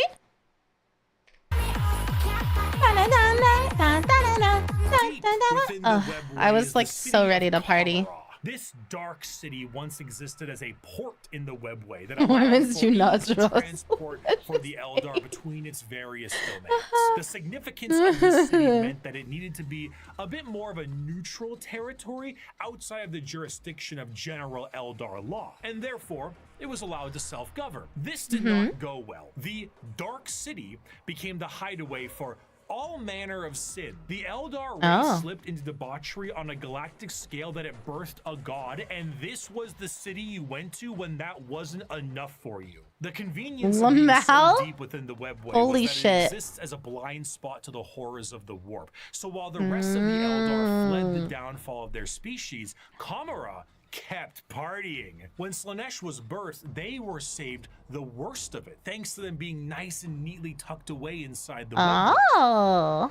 But only somewhat. The Dark Prince did not have a grip around their soul, but the tiniest pinky finger, and they were still pulling. But due to their excess hedonism, they found a solution to this problem. If they tormented others, they could temporarily rejuvenate their souls and continue to cheat their inevitable death by placating the Prince of Pleasure. And if they kept this up on the regular, they could effectively become immortal. Thus, the Drukhari were born. Unlike the more stoic elves you see in works of fiction, the Drukhari themselves exist as a sort of analog of the more grim and fiendish elves you find in Norse and European mythology. The Drukhari are soul vampires, but the more basic means to feed are hardly enough to keep them going. This desire to feed is known as the thirst, and to quench it effectively, they have mastered the art of biotechnology and dark sciences to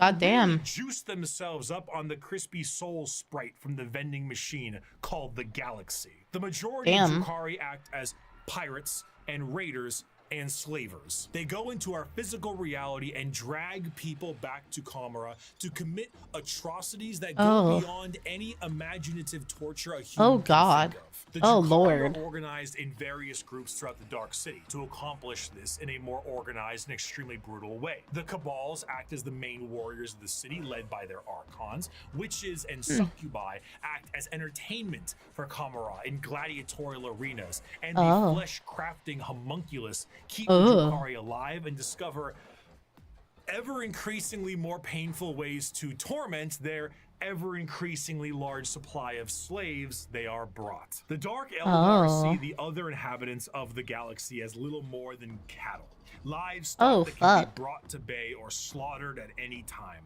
Their fodder, however, is not meat and muscle, but the anguish and despair of the weak. The Dark Eldar do indeed drink blood, but also tears, and most sustaining of all, the raw essence of pain they wring out of their captives. The truth of the matter is that Drukhari sustain themselves on the suffering of others, not just morally, but physically. Kamara is a city rife with backstabbing schemes and murder. It is the worst. Why would you ever go there then? Ghettos at the best of times. Nothing is more horrifying to a Drukhari than death. for death will see them in the talons of Slaanesh for an eternity of torment. So they do everything they can to stop this. The homunculi covens regrow dead members from pieces of flesh as bargaining chips. Oh, the geez. succubi create grisly gladiatorial spectacles that literally rejuvenate the audience members as captives are murdered for sport. To be captured by the Drukhari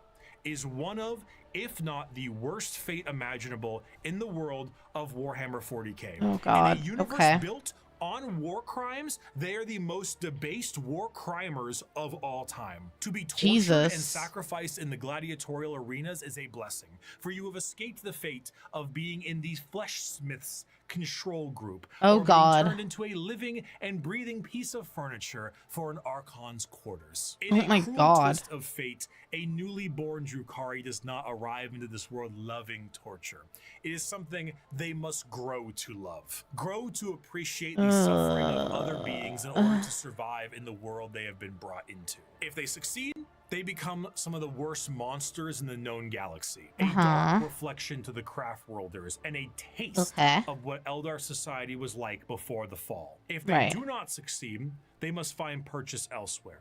Often those will join smaller parts of Eldar society like the Exodites or the Harlequins. Exodites believe in a pre-industrial variant of their society, often retreating to more lush worlds to ride dinosaurs and live off the land. Prehistoric stuff that I would normally laugh at if they weren't riding dinosaurs like ballers. The Harlequin dancing troupe are a subsect of Eldar that are more than just a little strange. A carnival of dancing jesters that serve the Eldar laughing god of Kegarak. They arrive never when expected and leave just as quickly. Blurs of light carry their footsteps as they dance their foes into a grave. Combat is just as much of a joke as it is a play on bloody murder. They travel and aid many other Eldar and sometimes even humanity for reasons we can never understand. Perhaps one day we would have, were they not stripped of their army book and folded into the Eldari Codex. So I suppose it'll have to stay a mystery, or maybe it was one of Kegarak's master plans to get back at she who thirsts and save their species. Okay. Their souls. Okay, so the Drukhari souls are slowly leaking out like a bucket with a small hole in it. So they refill their souls by the agony of others. But the problem is it doesn't plug the hole. I see. Be there. You don't choose. Yeah, I hear that you get yoinked there, but... Okay, so like no one chooses to go there. You get yoinked. You have no fucking clue what they want. They show up and are just fucking weirdos. I like it. I like it. Keep doing you, Harlequins. I like you. Who could know? Perhaps it was all a sick and practical joke to Kegarak, and he would just find it very funny to watch me fumble the discussion of one human on a tiny blue planet across the galaxy. Oh, speaking of, the Imperium of Man. Before the fall of the Eldar, Earth, or Terra, as it's called, was in ruin. One man who looked to put the pieces back together. Where did he come from? We don't know. Some say he was the result of early shamans. Some say he is the final old one who escaped their species' genocide. And those that are smartest know the answer is, it doesn't matter. He revealed himself as the Emperor of Mankind, and he was tasked with the most monumental upheaval of humanity possible. The Eldari's warp fluctuations had turned the golden age of humanity into old night. Interstellar travel cut off? Check. An AI uprising? Check. Brand new psychers popping up and not knowing how to handle their powers? Check. Demonic incursions? Check. Thousands of years this occurred, and now the demonic incursion showed himself to put the pieces back together, unifying Terra. John Warhammer, the Emperor. They stab you with everything and a knife. 20k witches committed suicide to birth him. Wait, is that canon? 20,000 witches committed suicide to birth him with their powers? He must collect all 40. That's wild. Under his rule, the Emperor founded the Imperium of man and ruled it with an iron fist. He was the supreme leader and nothing could stand against him. He wished to remove mankind from the yoke of its former failures, and he knew he would be the best leader they could have because he was right. AI banned. Religion banned. You did as the Emperor told you, or his Thunder Warriors would put you in your place. That place often being a grave. Now, Terra was thriving, but humanity needed to reclaim its lost brethren scattered across the stars. Sound like a great way to do so. Run he needed those that could build him a fleet truly meant for the reconquering of the galaxy. And so he turned his attention to the red planet of Mars. The Admex, you guys said. He has 8 different origin stories that are all canon, so we don't know if there's one in particular. But not anymore. Before Slaanesh tore a hole in reality, demons didn't walk freely about and had incursions. So like they would just like pop up occasionally. But now that Slaanesh was born and it tore a hole in the warp, demons can just like go wherever they want. They corrupted the Imperial. Okay. Mars and Terra were close allies long before the Unification Wars. Mars was the first world terraformed by humanity and became what would ultimately be the first hive world, an epicenter for industry and technology. The Age of Strife did not treat the Red Planet kindly, however. Mars was cut off from Terra during this time, and the warp storms that ravaged the planet turned it into an absolute nuclear hellscape. Those who were on the surface were turned into your run-of-the-mill mutant if they even survived the bombings they inflicted on themselves. Others were lucky enough to escape beneath the red sands in powerful fallout shelters. These became their generational habitats, but this resulted in extreme reliance on technology and those who could use it. They began to view the technology keeping them alive less as a technological advancement and more of a divine intervention, with those skilled in it as priests. The Martians began to worship the power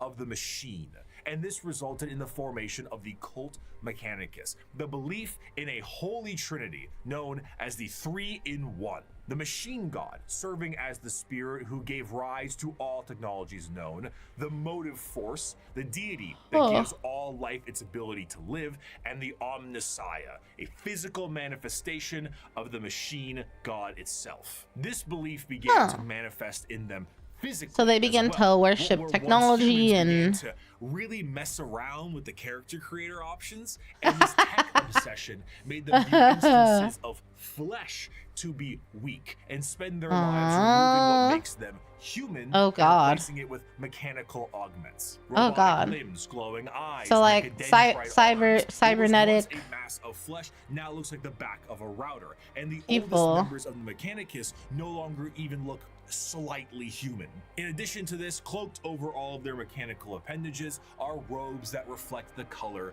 of their homeworld, the red robes of the Mechanicus. The cult Mechanicum, now the Adeptus Mechanicus, create a fascinating combination of cultures all birthed into one. Basically, techno-zealot monks. Organic life is the machine god's greatest accomplishment within the scope of the great work. All praise he who is 3-in-1. By giving us life within an organic shell, he presents us with the means and opportunity to improve upon physicality, as is his divine plan. He grants us complex weakness so we might learn metallic strength and ascend to his level of machinic perfection. The Emperor's arrival to Mars was very much a walking in with the pizzas while the room is on fire moment, but to the Mechanicum, they saw his arrival as confirmation of their belief. They took one look at the glowing golden entity that showed up on their doorstep and were like, that's him. That's the guy right there. And they immediately accepted him as the Omnissiah. Obviously, showing up being called Machine Jesus shortly after wiping out all instances of non-Machine Jesus a little bit beforehand is an instance of capital H heresy. But the Emperor saw the bigger picture. Were they strange with how they rubbed unguents on themselves, burned incense, and prayed to machines for them to work?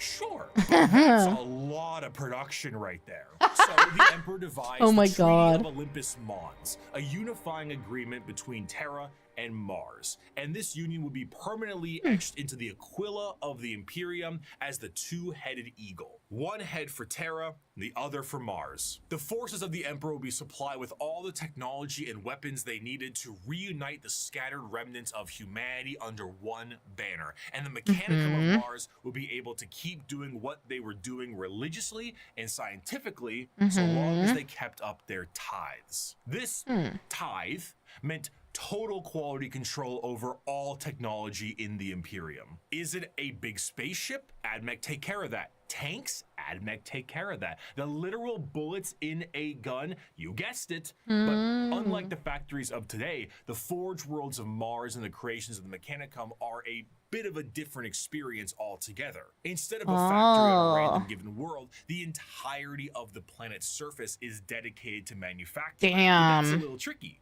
isn't it? Considering that the usage of silica animus, or AI, is a big no-no, and basically the largest affront to their divine machine god possible. Fortunately, there's a really neat alternative that they've come up with, and that's called a servitor. Incredible devices that can do anything from manufacturing, maintenance, basic door operation, even just float around like a helpful little drone. It's an extremely easy process too. All you need to do is take a human who is dying or preferably an enemy of the state, most likely that one, and lobotomize them. And then reprogram their brains to do exactly what they tell you. Oh, They shit. got little baby versions of them. Yeah. Oh shit. I was like, wait, what he's describing is just AI, but he just said that they said that AI is bad and we can't have AI.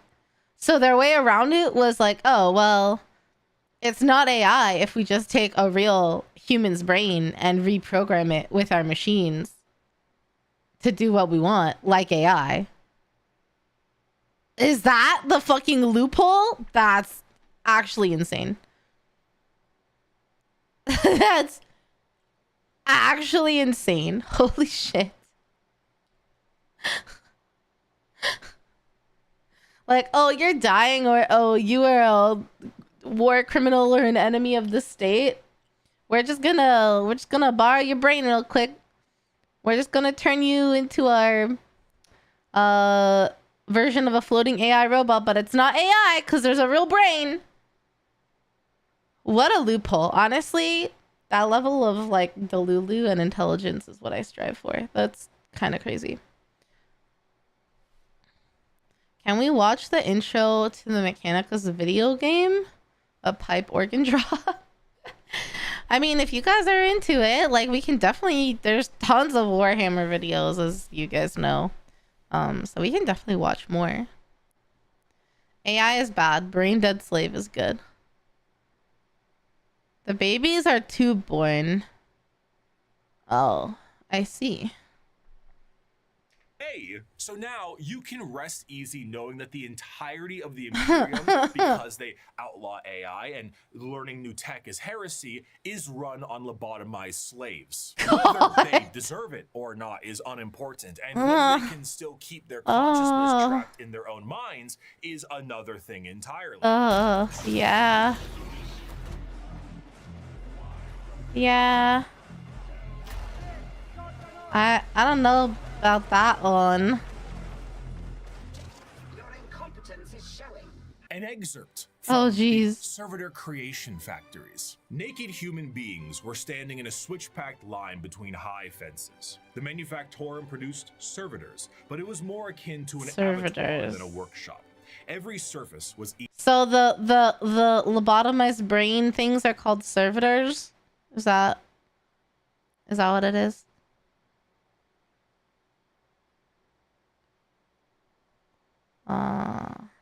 Okay. easily cleanable. Servitors with spray units surgically attached to their backs prowled about, hosing filth from slit drains set into the perfectly smooth, slanted floors. As the line slowly advanced, the people were passed through various scanning devices, most of them mounted in ugly, functional arches that let out a constant series of acceptance chimes. Occasionally, one would let out an angry blare, and the indicator lumens would flash red. The rejected person was then swallowed up by a trapdoor opening beneath their feet. From these pits wafted a hideous stench and the grinding sounds of industrial mincers. One rejected man grabbed onto the lip and hung there, arms and hands bloodied, shouting a stream of defiant profanities. Guards lined the grating either side of him and shocked him until he fell. Oh God. The adepts wouldn't even waste bullets on these people. Holy the shit. Flipped up and the next terrified person was ushered forward. Violent metal arms snatched them up and spread-eagled them in the air. And a servitor shearer shaved them all over. They were subjected to a high-pressure counter-septic wash whose chemical stink made me choke from 100 feet away. More scanners,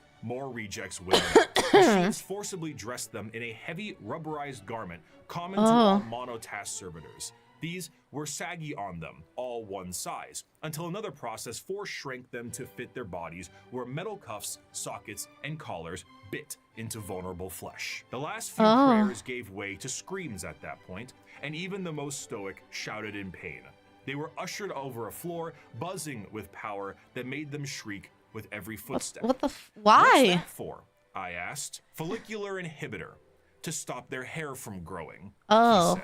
Freaking sweet, Lois. As for their scientific oh my God, laser hair therapy. Sign me up. Of knowledge above all and the quest to expand it. However, as opposed to just innovating and inventing on their own with their vast technological know-how, they believe that it is a form of tech heresy. You see, because of their religious viewpoints on technology itself, they believe that the instruction booklet itself is just as holy as the Lego set it builds, and to innovate on that without the proper written knowledge is to go against the divine word of the machine God itself. All knowledge is already in the universe. You simply need to rediscovering it and attempting to invent something to improve upon divinity is very heretical. Prior to the Age of Strife, humanity was able to populate the stars with devices known as Standard Template Constructs, or STCs. These devices were, as far as we know, supercomputers with the ability to pull up and detail how to create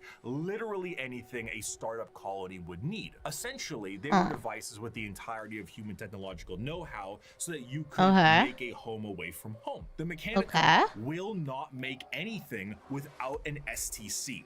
Quite literally nothing. Because this is the knowledge they seek, and that knowledge is divine. One time, scouts of the Imperial Guard found a functioning STC that provided the schematics on a knife that happened to be a bit lighter and a bit sharper than most other knives. These knives were adopted by 30 Space Marine chapters and were one of the most advanced discoveries of the century. This discovery was so significant that they were each awarded a planet for finding this. Wow. A planet for a machine that taught them how to make knives. Due to their religious organization, you can probably guess the Mechanicum are organized in a feudal structure with the highest individuals in power being a part of the priesthood. The fabricator general of Mars itself, who serves as a high lord of Terra, but also oversees the entirety of the Mechanicum below. Below them are tech priests that oversee the cult for the quest of knowledge and other more straightforward theocracy. Forge worlds tend to operate slightly more independently, what can cause some power struggles within the Mechanicum, because, you know, despite them all being weird robots, they love being given praise. And despite being the manufacturer, they have praise kings, just like me. They do actually have their own military forces. They have the Skitarii private army and all their various 1920s Martian-style mechanisms like Doom crawlers, Castellan robots, and of course, the Titan legions. Because nothing is cooler than a robot that towers over buildings. Ultimately, their very dogmatic view on technology as a whole has resulted in any innovation becoming absent, thus causing the Imperium to stagnate as a whole. Yeah. So I was looking for a good time to pause because YouTube chat's popping off. The robot slaves never sleep. You would burn a lot of people out way too much to get into it. Wait, you mean me, Phantom? I would. Just a little bit. I would burn people out. Or are you talking about, like, the lore? Some worlds, they can be born. Others, they use actual babies. Ultimately. Oh, are there, like, multiple books and things So like the lore can be a little fuzzy or have like different things are true. I don't know if that makes sense, but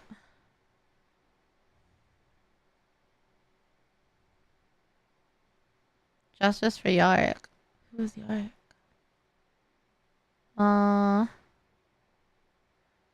I'll stop now. I like it here. Okay. Yeah, no worries. As long as everyone's having a cordial discussion, we're good. There's so much lore that there's lore about the lore. The lore is self-conflicting on almost everything. Oh, really? Huh. People are burnt out by the company. I mean, that does ruin most things, doesn't it? The lore in the game will be great, but then the company decides to ruin it. I'm sure we can all think of at least 10 companies like that. Don't worry, just continue watching. Okay. As long as it's a cordial discussion. I feel like I still don't know enough to really understand what you guys were talking about. So I appreciate you self-moderating. It sounded pretty tame. So thank you guys. GW? What does GW stand for? Partially by design. Lore is written from an in-universe perspective. Oh, so the lore is written from the perspective of someone in the universe instead of like an omnipotent third-party perspective. So, Games Workshop. Okay. The makers and seller. Got it. Doesn't mean the universe ain't fucking baller. Yeah, for sure. I mean, most things aren't perfect, right? So just because it isn't perfect doesn't mean you can't enjoy it, you know? Lack of ambition to create anything new and the wholesale murder of anyone who even tries leads to things becoming derelict. It is like crazy though that this like hyper advanced like worship machine, but you can't innovate on it because then that would be like saying what our God created isn't good enough. It's kind of crazy. I feel like there's a parallel somewhere for that IRL. I don't know. I grow weary of this flesh I was born into, strangely disgusted by its nature. I crave only the cold, clean certainty of steel and silicon, that I might become one with the blessed machine. I do not expect you to understand, you who cling to your flesh as if it were immortal, seeking only to preserve it, to protect it. One day you will see the folly of your ways, and then no doubt you will come begging to my order to preserve you. After the groundwork had been set unification-wise, it was time to start getting things together for the Emperor's great crusade across the stars to bring humanity under one banner. The Thunder Warriors were a perfect fighting force for unifying Terra and Luna, but the galaxy was a whole different thing. You see, these warriors weren't soldiers in the eyes of the Emperor. They were tools, extremely blunt tools, used for the fast conquest of Terra. As the Emperor was concerned, the tools you use at home aren't the same ones you take on a road trip. True. So the Emperor rid himself of his tools in the exact manner you think he did, and he went forward to crafting a brand new tool. One more mobile, more efficient, and ready for his next era of conquest. They shall be my finest warriors, these men who give of themselves to me. Like clay, I shall mold them, and in the furnace of war forge them. They will be of iron will and steely muscle. In great armor shall I clad them, and with the mightiest guns will they be armed. They will be untouched by plague or disease. No sickness will blight them. They will have tactics, strategies, and machines so that no foe can best them in battle. They will be my bulwark against the terror. He made like perfect of humanity. They are my soul. Oh, the Space Marines. Okay. And they shall.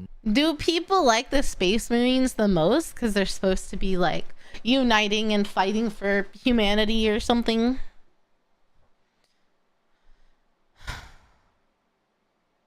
Space Wolves best chapter. Here we go. The poster boys.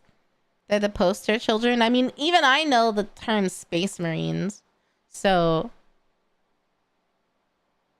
my sweet summer child. What do you mean? That's the premise that they've set up, right? So do people like them as a faction the most? Are they a faction? Question mark. No fear. The vastness They get pushed of the too Milky hard. Way galaxy meant that Yeah, the that's Emperor fair. needed assistance bringing everyone back to the fold. And who better to do this than himself? But since the technology to be in many places at once does not exist anymore, the Emperor decided that it was time to become a dad, the same way Geppetto did, and with far less care. It is not Geppetto, like Pinocchio? None of them are. They are warlords, generals, tools bred to serve a purpose, just as legions were bred to serve a purpose. What a dad. The Primarch Dad of the Project was year. started to create charismatic and unique leaders in the Imperial military. The diversity of these eventual leaders meant that each one could be specialized for certain circumstances. Oh my god, across he's the just like galaxy. my dad. Depending on the type of conflict, one leader might be better than the other. That's a instead of joke, forcing chat. one That was a leader joke. To acclimate to a situation directly, it would be better to send a specialized leader and force to handle it. In order to do this, the Emperor used his genetic know-how and maybe a little bit of that forbidden stuff to create these genetically perfect gene fathers that had the ability to serve as his analog directly, and also serve as the leaders of the respective Space Marine legions. All 18, that's right, all 19 of his sons were meant to be directly molded by the Emperor himself, despite their genetic differences. And they go as follows in order: Lionel Johnson, Fulgrim, Percherabo, Jagatai Khan, Lehman Russ, Rogel Dorn, Conrad Kurz, Sanguinius, Ferris Manus, Angron, Robute Gilliman, Mortarion, Magnus the Red, Horus Lupercal, Lorgar Aurelian, Vulcan, Corvus Corax, and Alfarius and Omegon. His sons finalize and... Which one's the hottest, though? I know he's blocking some, but I don't know that one. What happened to that guy? That one, whichever. Number 9? Number 9 looking cute. Sanguinius, Lehman Russ. World Eaters and White Scholars are the best way to start with 20. 2 are missing. 1 got added. Oh. 1 of them are twins and 2 are redacted erased. Because we literally don't know. Oh, so these 2? That's so crazy. Is number 9 Sanguinius? You just call me basic, but look. He's cute. I pick him so far. He's a vampire boy? I mean, if you guys were there for the Baldur's Gate 3 playthrough, if you know, you know. But, you know. And he has wings. Bet.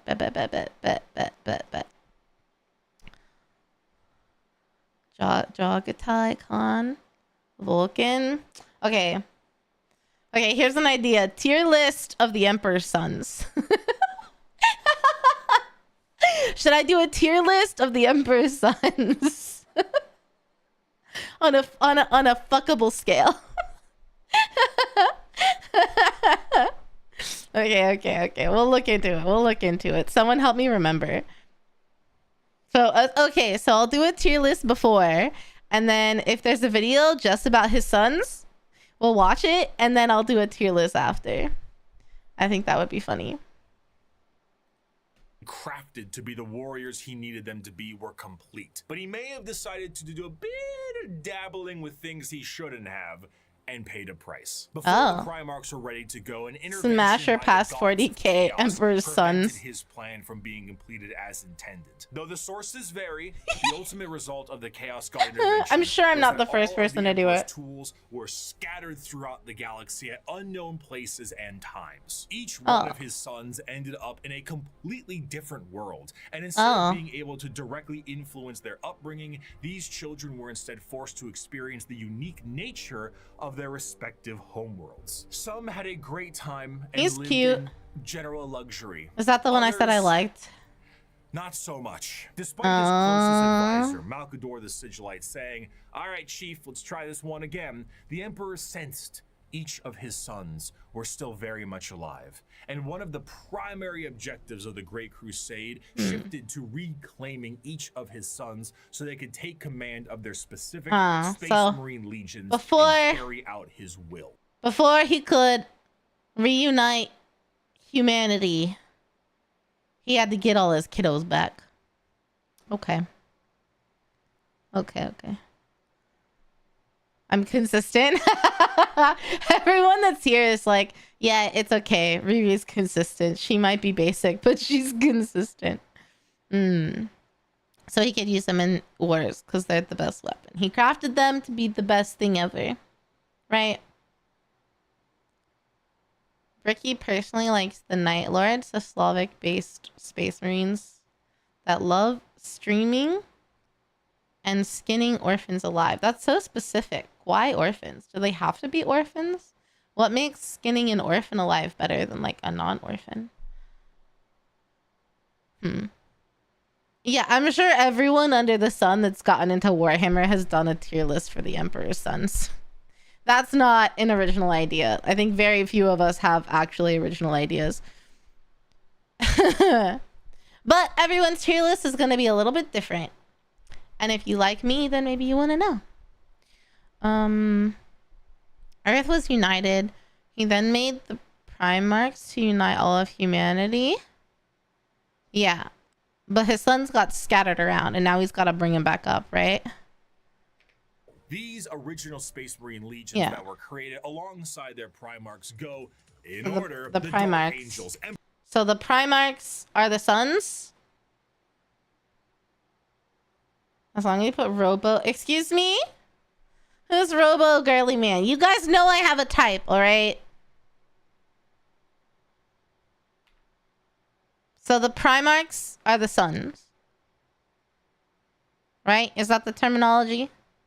That were created alongside the Primarchs go in order: the Dark Angels, Emperor's Children, Iron Warriors, White Scars, Space Wolves, Imperial Fists, Space Wolves. Night Lords, Blood Night Angels, Lords. Iron Hands, World Eaters, Ultramarines, Death Guard, Thousand Sons, Luna Wolves, eventually Sons of Horus, the Word Bearers, Salamanders, Raven Guard, and the Alpha Legion. Space Marines, unlike their there were like fathers, 3 I was Primarchs interested are in. not made in a vat. There is a process to recruit more members from humanity itself, which seems a bit strange considering how massive a Space Marine is compared to a normal man, but don't forget, the Emperor is really good with genetics.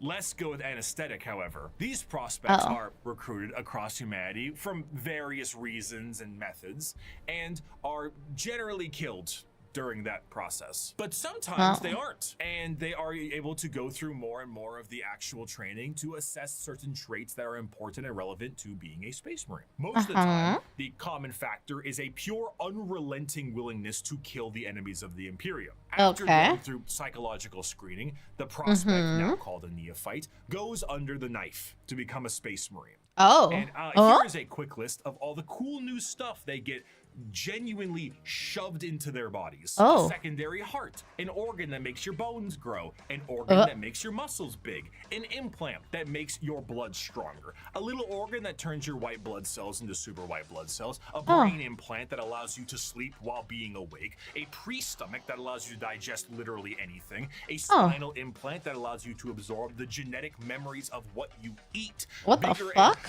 Better lungs that can let you breathe underwater. I could use some of those. Gives you stronger eyes, new ears that keep you from being dizzy, a brain implant that lets you go into suspended animation if you're in a bad shape, skin that acts like transition glasses, I almost got it in one take, a brand new kidney, the ability to taste the air and find enemies like a bloodhound, a holy special shit coating on your skin that allows you to be protected in space, the ability to spit acid, a gland that allows you to absorb the unique genetic makeup from the gene seed in the first place, and a straight up carapace that allows the Space Marine to interface with their power armor directly. Quite often, holy these are put inside shit of you at dubious levels of mental alertness and oh my god dubious levels of anesthetic. Oh god oh my god wait that was an insane amount of specificity and upgrade. The dubious amounts of anesthetic is wild. Holy shit. Oh my god. The bloodhound sniffer one. The acid spitting. Like, that's so specific. What the fuck? The acid spitting was a crazy number on that list. The sunscreen one is smart. I was reading a book where like they address that because they ride dragons and they were like holding something that would protect them, like sunscreen. And I was like, oh, I feel like that kind of stuff is good writing because it's something that you wouldn't think about in this kind of world. But they were like, oh yeah, let's give you permanent sunscreen so you don't like just burn. I love that one the best. That's my favorite one. 1 in 10,000 of the most promising aspirants make the neophyte stage. And 1 in 100 survive. So only 1 in 100 survive like this operation or whatever. Your body, yeah, that's crazy. Famous for eating basically every enemy. Yeah, because it says a second stomach that can digest anything like a goat. I don't know why they need to spit acid until all of them are wearing helmets. Can you not spit through your helmet? I don't know. Some Space Marines do use anesthetics. Others keep their recruits awake because it helps build pain tolerance. That's insane. That's insane. Anesthesia costs money and the Imperium's poor. Wow. Oh, cause the fuck, what were the suns called? The the suns are scattered all over. So the Space Marines are scattered all over the Primarchs. The Primarchs are scattered all over. And they're part of the Space Marines. And like, so they're all like different factions of Space Marines or something. Like they all got little groups, so they all handle a little bit differently. Am I confused about something? Just the Primarchs? But I thought the Primarchs are they not building like the army of Space Marines? It only works on men. That's so fucked up and misogynistic. Where are the women? Where are the women? Give me women! The Emperor made 1 legion for each. It'll make more sense. Okay, I'll keep watching. The Emperor made Space Marines using genes. No. It's just the answer. No. We're not giving you women. Battle Sisters? The faith of the Imperium and a bit more. No one buys them. I'll buy the women. They can finally be welcomed as a fully fledged Space Marine. A Space Marine is quite literally a walking tank that is armed to the teeth. 2 of the more iconic weapons held by a Space Marine are their bolt gun, which fires explosive shells the size of soda cans, and holy a shit, chain sword, which is like the a Space Marine is chain clad in a whip. colorful carapace known as power armor, crafted from extremely heavy and durable ceramite. The power armor of a Space Marine protects him from any terrors he may face, be it the void of space itself to an inhospitable atmosphere. This armor, combined almost biologically with an already massive physique, makes the Space Marine an almost unstoppable fighting force. And hell, if the armor doesn't protect them enough, they can always become a walking coffin like the dreadnoughts of the chapters are. Oh, wait, I've heard dreadnoughts. Where have I heard that word before? I mean, obviously it's 40k, I guess, but I've heard that word. There were females? So the genetic code needs to line up with him icy. They already lost their shit over their female custodes. GW sucked the marketing to sell them, so they're just gone. Aww. That's stupid. I will fight for women. I would want to paint and be a sexy, strong, evil woman. Dreadnought is a class of battleship in World War II. No, but I feel like I've heard about it in like a fictional setting like this, and I don't know why.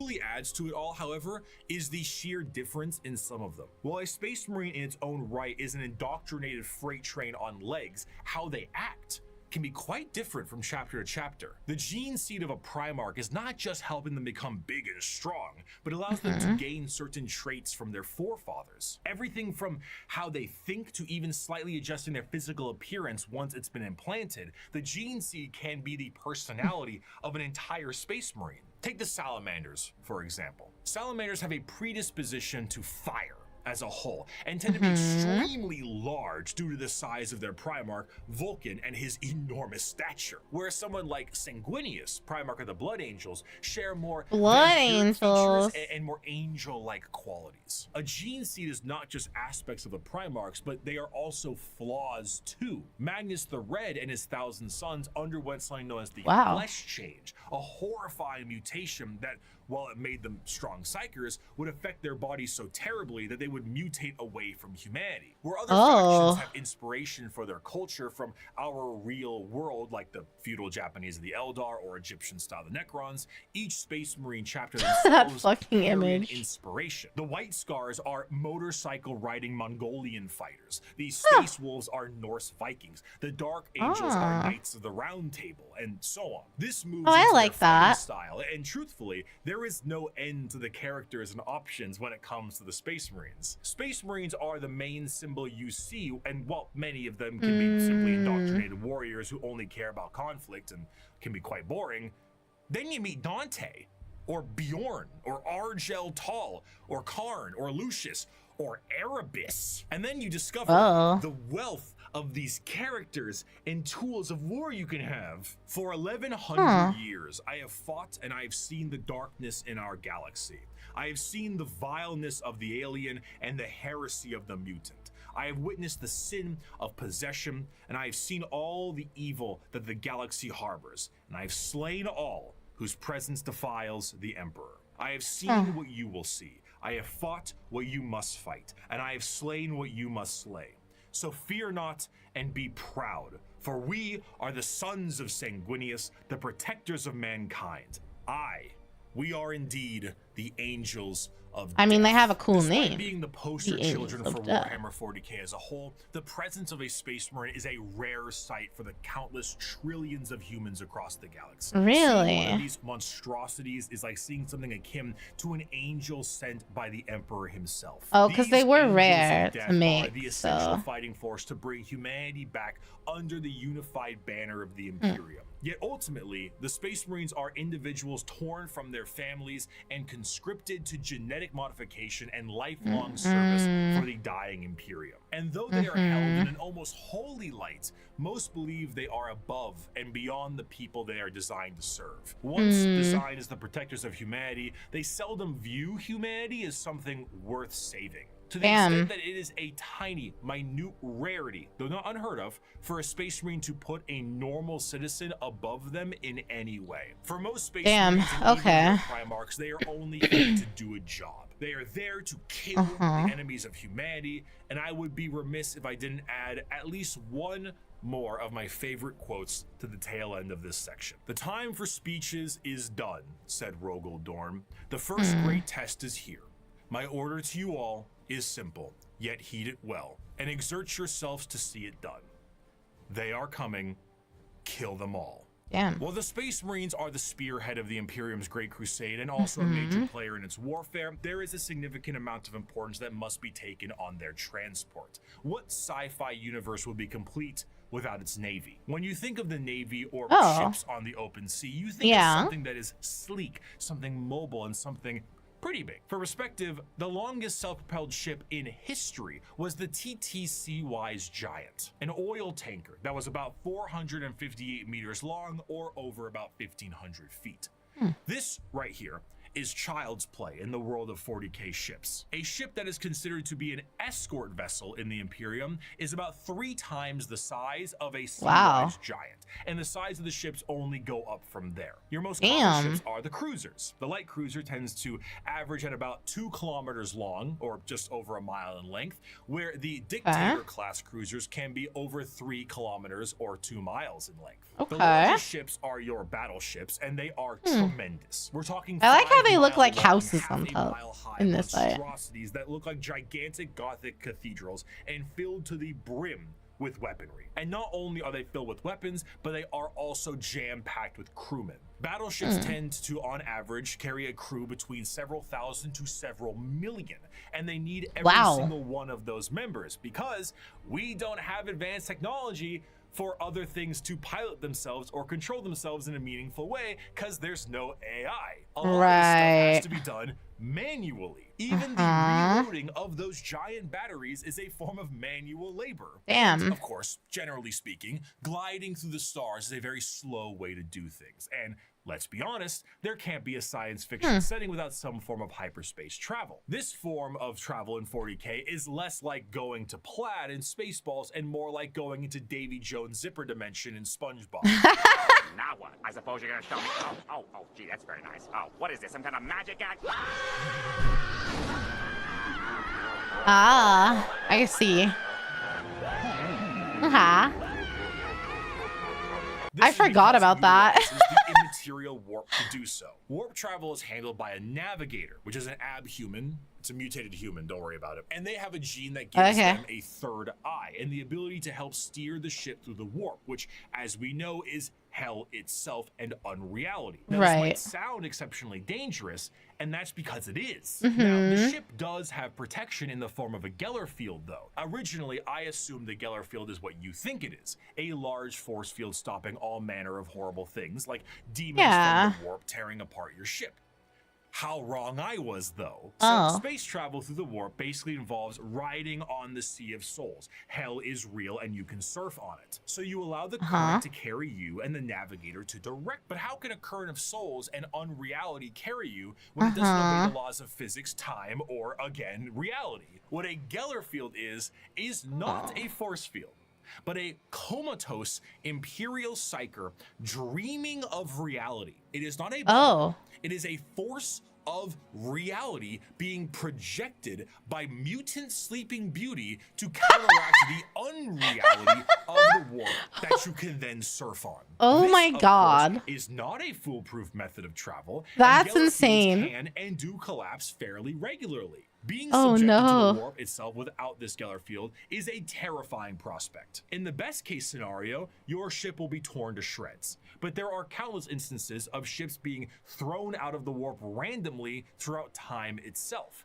Oh you my god. For a 2-day mission and you come back 90 years in the past. Maybe you feel like you're lost in the warp for a century and it's only been 45 minutes. And that is only if the waves of souls don't rip your ship apart or have demons arrive on it to do unspeakable things to the crew. The Imperial Navy is an astronomically powerful force for the Imperium because the sheer volume of ships and guns on those ships create firepower that can sunder planets. This is juxtaposed with the sheer backwater nature of these ships. While they are manned by crews of zealots, they are also operated with such a backwater tech, it completely confuses the reader. You see the long batteries of portside cannons that the ship has, and remember that AI is heresy in this world, and that all the mechanics are utilized by lobotomized slaves. So how do they load these? Well, they have gun gangs. Massive gangs of hundreds of people manually loading these cannons. These are genuine gun loader gangs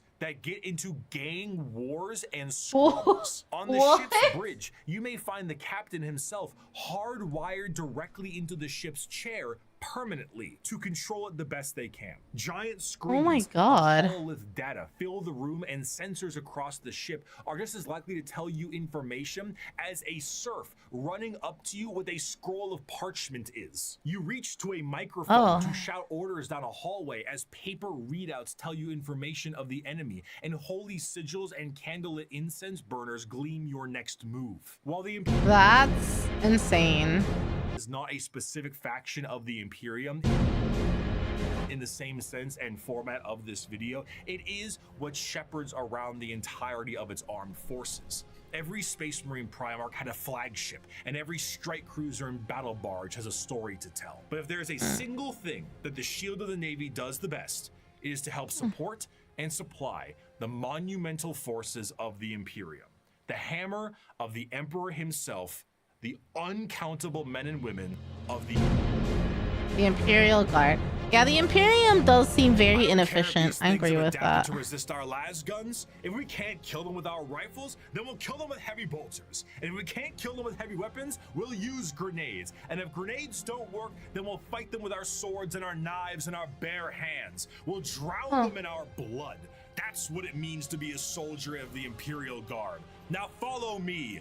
Charge! There is no better symbol of the might of the Imperium itself than the Astra Militarum, or as it is commonly known, the Imperial Guard. Though the Space Marines take the glory and stand as the visual representation of the Imperium, their numbers are dramatically thin and specialized in comparison. To reclaim 1,000,000 worlds, you need a countless number of troops willing to fight and die for your cause. The Imperial Guard represents the Imperial truth made manifest. Every year, the worlds of the Imperium pay a tithe in the form of soldiers to fight the good fight of the Emperor, and this number is impossible to pin down. Even saying billions would be a dramatic understatement. The sheer volume of soldiers serves as the fundamental backbone of the Imperium.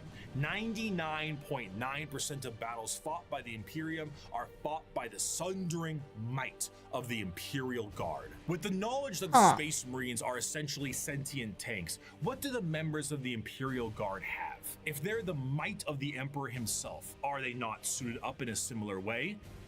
No, not really. No fancy suits, no biological enhancements, and basically no expectation to live. Once a regiment of Guard are activated, they are sent directly into battle with almost no expectations that they will survive. This is because, despite their training, their incredibly powerful armor, and extremely strong weapons that would crush any army of the modern day, they are so hopelessly outmatched to the things they will face. Saying a member of the Guard is throwing a rock at a nuclear bomb. However, that makes sense. They make up for in sheer numbers, and their overwhelming force can be the difference maker in any deployment they face. Quantity is a quality all its own. If they do happen to survive, they will be sent to the next battle, and so on. Seldom do members of the Astra Militarum get old or retire, and those that do are truly to be feared. There's an old saying that the average lifespan of a guardsman is about 15 hours from deployment, and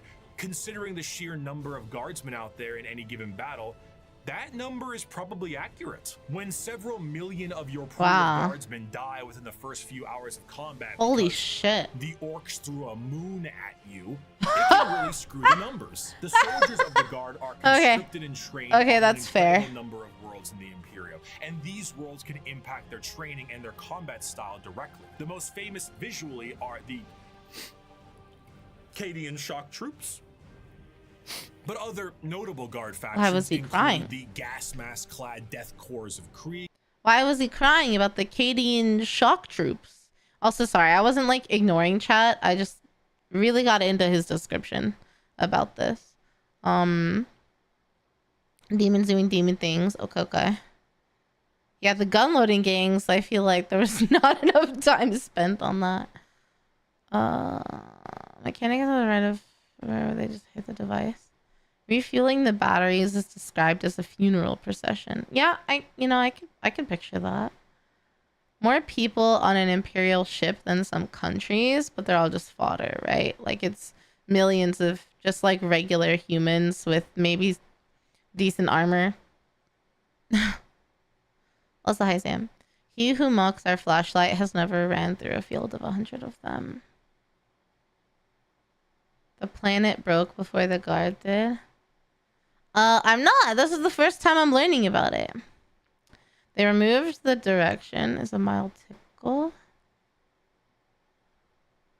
Cadia blew up, but then made a planet called New Cadia, so everything's chill. Oh. It was destroyed after holding the line against demons for 10,000 years. Whoa. Huh. Does a t-shirt count as armor? Oh. I mean, he said your fancy armor and blah, blah, blah, but what are you gonna do when an orc throws a moon at you? Cadia is the planet closest to the Eye of Terror. What's the Eye of Terror? Is that the pleasure god person, I can't think of their name, the tear, the warp tear thing. Planet Copium. Slaanesh is okay. Slaanesh's gaping hole is the Eye of Terror. Got it. Okay.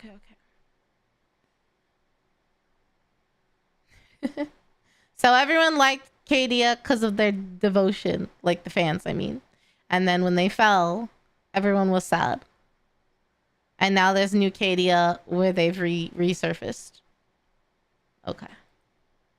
The rainbow level of Catachan jungle fighters, Thank and you. the iron-willed Mordian Iron Guard. This also helps them specialize against individual types of enemies. The Indigan Prefects are a special guard regiment that came from a planet whose planetary governor, the leader of the planet, thought it was fun to collect exotic animals, which then crossbreed and then became the giant freight train-sized monsters destroying the planet. So the Indigan Prefects are specialized for big monsters. Hello, Tyranids. One particularly interesting officer in the Guard is the enforcement officer known as the Commissar, and they are one of the more visually striking members of a regiment. These are specialized Imperial officers and act as morale officers. But instead of singing songs to the troops and providing hot meals, the Commissars are there to make sure that the members of the regiment continue to fight to the bitter end. If a soldier does not meet the standards of the Commissar, the solution is simple. There are trillions of other soldiers out there. We don't really need you. Combat fatigue? Headshot. Concerns about the conflict? Headshot. Fleeing the battlefield?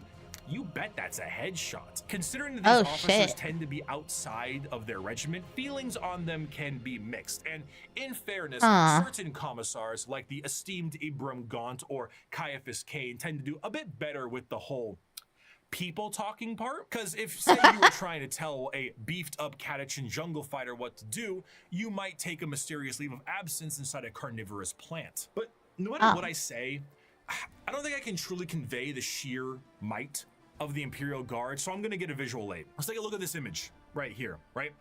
This is the cover of the 9th edition Codex for the Astra Militarum, the official cover art. Your eyes may be drawn to the dark and brutal looks of some of the main members on the front and the gigantic orc they are attacking.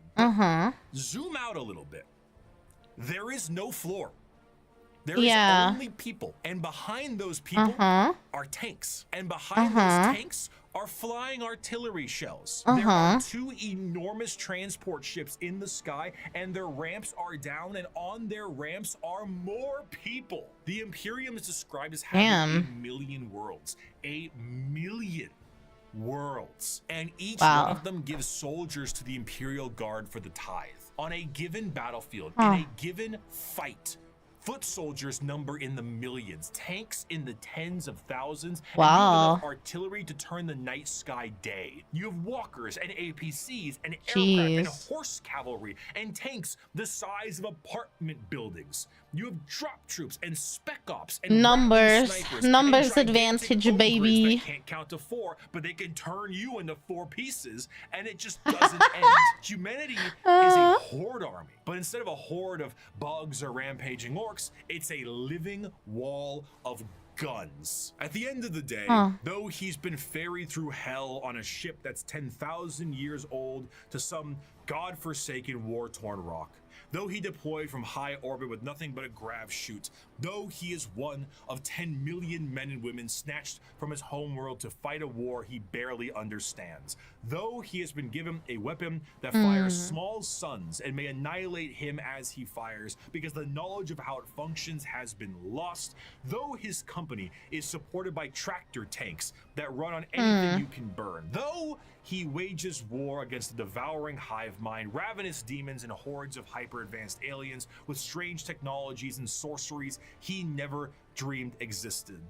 No one will remember his sacrifice. There will be no records of his deeds, no glorious parades in his honor, and no remembrance of his name. All he will earn is a shallow, unmarked grave on a forgotten world untold light years from home. Yet for all this thankless sacrifice, a guardsman is a man, just like you.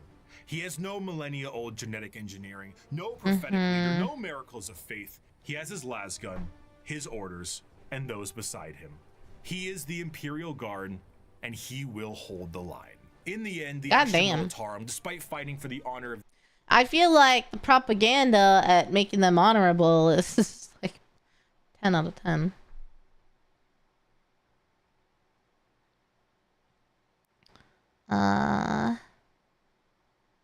Take up residence. You like Krieg? Everyone likes Krieg except for heretics. Commissar, the heroic sacrifice far from the battlefield and shot in the back of the head and multiple stab wounds to the back. There are planets where each city has more people in it than a dozen Earths. Wow. 1,000,000 seconds is 11 days and 1,000,000,000 seconds is 38 years. Friend who's really into Warhammer seriously lost thousands of dollars, so keep that in mind. Yeah, don't worry, I'll keep it in mind. I don't have thousands of dollars to lose, so. Guns can be powered by campfires. Imperial Guardsman uplifting primer is great. Recommendation for being launched into spaces to hold your breath. That's how you get soldiers to go to war. Yeah, for real. It's giving propaganda. That is for sure. They're just normal dudes. They just have a lot of them. The Imperium are their own form of a massive horde army where individuality does not matter. They are merely numbers to the Imperium, and the vast majority of the conflicts they are sent to are attrition-based battles that gain virtually no ground while countless millions die. Yet this makes them the most human. For the Imperial Guard contains normal people, people who are happy and sad, people who laugh and love, and in there are stories. Because there is strength in facing the horrors of the universe head-on with nothing but a rifle in your hands and a prayer on your lips. Armed with an innumerable amount of Imperial soldiers and Space Marines, the Navy begins its great crusade into the stars to rescue the stranded Primarchs and reunite them to their legions. But the biggest question needed to be asked was, what would they find? The age of strife lasted for thousands of years. If a civilization was still alive out there in the galaxy, what would they be like? The technological advancements of humanity prior to and during the Dark Age technology was unfathomable. It allowed them to spread through the galaxy with ease and allowed them to settle once inhospitable planets. These branches of humanity were provided with the vast knowledge of human creations and were given gigantic machines to make arduous labor and ease. The spreading of these massive colony ships was known as the Long March, and these ships would be retrofitted into settlements upon arrival to their new homes. Accompanying them were the gigantic pieces of farm equipment that served multiple purposes and the specialized pilots that could maintain them. They were not only able to tend the fields and do labor, but when interstellar communication was cut off, they also did a great job of protecting the colonists against both threats demonic and alien. Because of the significance of these machines, those that could pilot them were powerful enough to be considered leaders, and the upkeep and preservation of the machines and the lineage of those who could pilot them was imperative. These machines, over the thousands of years, would eventually be known as the Imperial Knights. Okay. Hodor? Oh. Like from Game of Thrones? Is he inspired by the Imperial Guard or something? People who get turned into pink mist? Yeah. Wait, the average citizen doesn't know about everything? Yuki, come on now. Come on. Yuki, come on. Sorry. Kitty has come up on the desk and he's blocking everything and I can't see chat. Come here. Come here. Lift up your legs. Yuki, come on. I'll just hold it.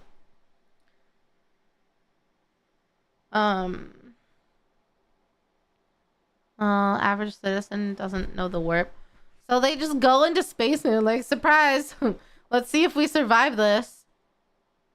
And if we do, you're gonna go fight stuff you thought was just fantasy. That's crazy.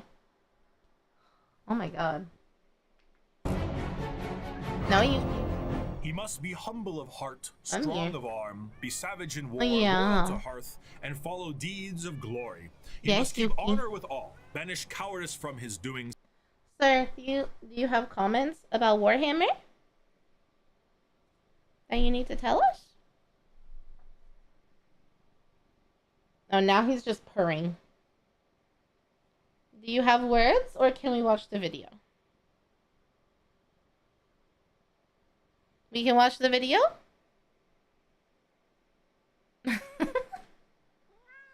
Yeah. Yeah. Here you go. Here you go. Thank you. And follow deeds of glory. He must keep honor with all, banish cowardice from his doings, and bring his house no shame.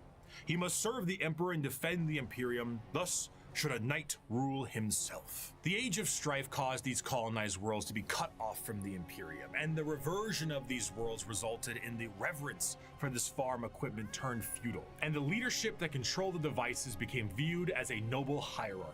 During the Age of Strife, exploratory fleets from Mars found plenty of these worlds, and it seemed the majority of them reverted to a similar state. Like King Arthur seeing Merlin himself, these feudal worlds welcomed the tech beasts of Mars with open arms. The mutual relationship between the Admech and the nobility was beneficial.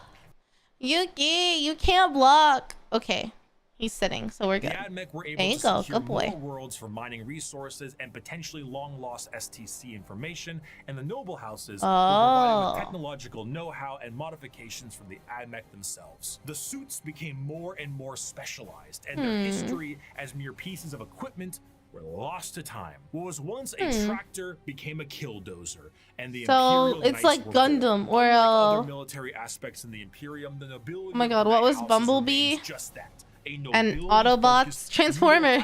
Hierarchy that swears fealty to either the Mechanicum or to Terra. Like the knights in our history, once they swear fealty, they can be called to aid their respective allegiance in the heat of battle. The ones that swear fealty to Terra are led by the High Monarch, while the ones with the Mechanicum are led by the Princeps. The ones with Terra might be sent directly to the front line of war, while the ones with the Mechanicum tend to be sent to protect the Forge world. And the heraldry of these houses is what you'd expect from a generic history of knights. Houses pledging allegiances here and there, your run-of-the-mill War of the Roses aesthetic. Except instead of ponies, you have gigantic death machines. These knights can't seem to be piloted by any old person, however. A member of the nobility of any given knight house must go through the ritual of becoming. This ritual involves them sitting on the device used to control the knight, known as the Throne Mechanicum, for a full night. What's wrong with that? I mean, sitting in a chair for a full evening sounds pretty great right about now. Yeah. So, a pilot cannot drive a knight. They can, but it moves about as effective as Ripley from Aliens 2, big, lifter thing. It is, in a sense, a beast that must be controlled, and a pilot must merge with it. The mind of the noble is connected to the machine and must fight with the mental signatures and personalities of the prior pilots as well. Everything a knight experiences in battle is felt by the pilot themselves, be it the general movement in the battlefield or damage sustained by the machine itself. If a knight's leg is that's like an anime, isn't it? I feel like there's an anime like that. Blown off in battle, the pilot I'm sure it was inspired by this, right? In the same spot. The merging to the machine forever changes the mentality of the noble that experiences it. This connection reinforces a strong degree of nobility and honor in the pilot, and a desire to fight for the glory of their house until the bitter end, as their ancestors' minds are linked directly to the knight. The size of these knights can vary, but generally speaking, they stand in the ballpark of 30 to 50 feet tall and are protected by a thick adamantium armor. Beyond that, they have their own unique ion shield generators that give them added protection. And when it comes to their looks, the most common pattern across the Imperium is the Questoris pattern, and is honestly the one you're probably thinking about right now. But there are also I wasn't, but thanks for the visual. And bigger ones known as the Dominus. As for a loadout, these guys are the big ones, the Dom. Lol. Battle cannons, Gatling cannons, heavy flamers, thermal cannons. Up close and personal, how about a gigantic chainsword or a straight up gauntlet? Nice. For that empty spot up top, screw it.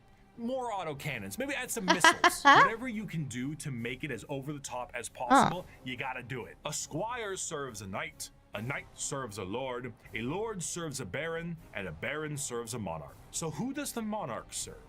He serves every subject, from the rudest serf to the members of the court.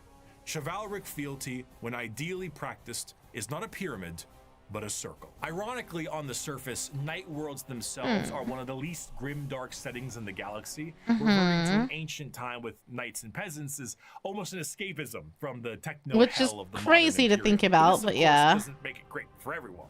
It sounds fun on paper to play a game of knights, but it's not so fun when you're the peasant of that world. For the knights themselves, the knights give their entire lives to the throne Mechanica, and their reality is not their own, as they have to hear the voices of thousands of generations of their ancestors controlling their actions and their lives. Yeah, dude, that would suck.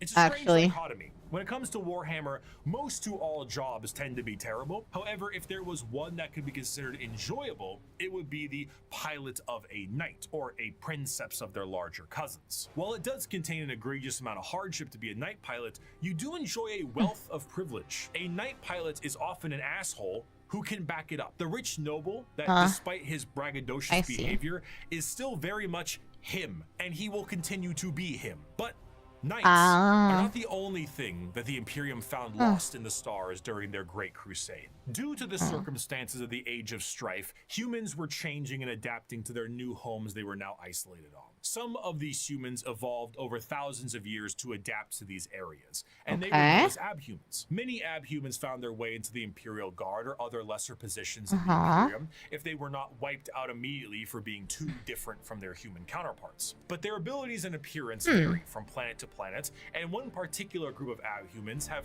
made quite a name for themselves in the center of the galaxy. The kin, the leagues of Odin, what will be known as the kin, start at some point during the Dark Age technology, where their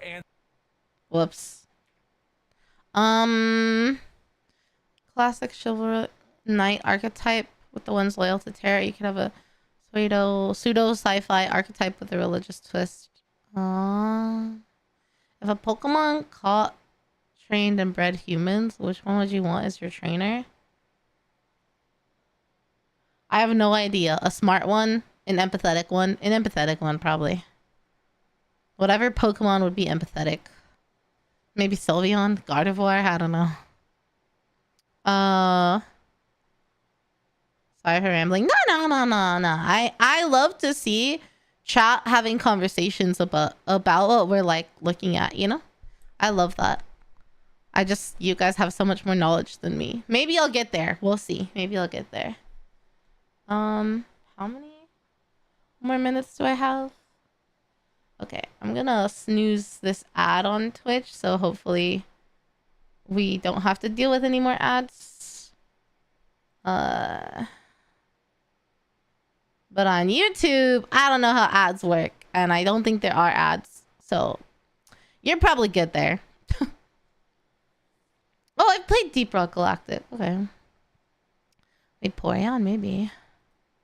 Ancestors left a planet that is very much Terra and went to the galactic core to mine it of its resources. Oh, yeah, you're right. Deep Rock Galactic. Long-term stay. Okay. Most important of which were the incredible AI-based supercomputers. Oh, guidance, there is AI somewhere. Schematics, or the ability to upload the memories of a deceased explorer to gather information. Holy shit, that's cool. These computers became an essential part of their everyday life, especially considering that the galactic core is one of the most inhospitable places in the galaxy. It is an exceptionally star-dense location, full of abnormalities, black holes, and sentient hostile nebula. Whatever that last part means. It is not a safe and easy place to make a living, and this only got worse thanks to the warp storms during the Age of Strife. In order to adapt to this area, these travelers perfected a genetic makeup that made their future clones to be more adept to the area. These future clones would be shorter and more robust than their ancestors, and the need to procreate would be unnecessary because why risk messing up a good employee when you can just make a new one? These would be known as the squats, and they would all die, except for when they didn't. And now, they are known by a different name. Most void-faring races have at least one cautionary tale of foolish explorers. It's lagging? Is my stream lagging? What did you mean? Did you mean the AI with too many tabs open and now they're lagging? Oh, that's probably what you meant. Sorry, I got concerned. Vanishing amidst its blazing stellar nurseries and strange anomalies. Yet for the leagues of Votann, the galactic core has been home now for millennia. These squat humanoids would begin to establish themselves in the lore, no worries. and their goals would be the same as their ancestors. Rock and stone! But like, actually kinda, yeah. Whenever one of them would die, they would know that that sucker would need to be uploaded to the machines like their forefathers did. But the original purpose of these machines was lost to time. What was once a technical resource for them turned into a ritual known as joining the ancestors. And the fact that they were clones at this point meant that the same copy of the same individual would be uploaded countlessly. The sheer overuse of these computers and the repeated uploading of redundant data has turned these once powerful supercomputers into your parents' computer after you installed LimeWire on it, and these 50 Google Chrome tabs definitely contain information they will return to one day. Hey! So much corruption that I didn't need to be personally called out for that. Personality of their own. These would be known as the Votann, and the kin, this dwarf-like abhuman of humanity, would revere them. The Votann still operate to this day, but the volume of corruption have made anything outside of their very basic functions highly unpredictable. They may not answer a question for centuries at a time, and if they do provide an answer or data, it has become so corrupted and so incongruent that it takes a literal kin wizard to comprehend it. The kin, much like the dwarves of fantasy, exist nowadays as a mercantile species that constantly work to mine and manufacture. However, their capitalistic desires are dangerous. The biggest crimes a kin can face are being unproductive and breaking a contract. Stellar conflicts have broken out over hundreds of years due to the breaking of a deal. So if you sign a contract with a kin, you best stick to it. Because of this, the kin have been known to interact with other species in a fairly common manner. This includes humanity, who have met various members of the kin multiple times, but constantly considered them to be all a different species. Famously, the Imperium noted that the kin they referred to as the Squats were their own species and were wiped out by the Tyranids. Little did they know, they were still around. The kin are acutely aware of two things. The first is that the humans of the Imperium are deeply terrified of technology, so the sheer existence of the Votann is a secret as well as the truth. This extends also to the Iron Kin, sentient robots that are treated in the same esteem of flesh and blood kin, because kin is kin. The second thing they are aware of is where they're from. They are fairly confident that they are from Terra, and they're fairly confident known by the Imperium that the Imperium might want to take ownership of them and everything they built. So the more alien they are, the better. Now this sounds fine and good, right? What could possibly be wrong with these guys besides the hyper late stage space capitalism? Well, we have to go back to their creation. The kin aren't entirely Hi, Mitchie! I think you might have pre-rolls. I'm so sorry. Thank you for the raid. Welcome in, welcome in. How are you, Mitchie? How was your stream? If you don't have pre-rolls, they might be about to start. I'm so sorry. We were skipping ads because we were trying to finish this video. But welcome in, guys. Brickins, thanks for the follow. Welcome to the Ghosty Gang. Also, I never got to say Ginger. Thank you for the resub for 31 months. Okay, Didi, welcome back home. Thank you. I hope you're still here to hear that. We must go. There's ants. Okay, please go take care of the ants. Also, Sarah's goldfish brain. I literally say that all the time. Thank you for the follow. Welcome to the Ghosty Gang. Ants in our pants. Oh, I understand how that is. Thank you guys for coming to support Michi's raid. Thank you for supporting Michi. If you need to lurk as well, please do. We appreciate lurkers around here. But in case you do not know me, I'm your Didi. You can call me Riri.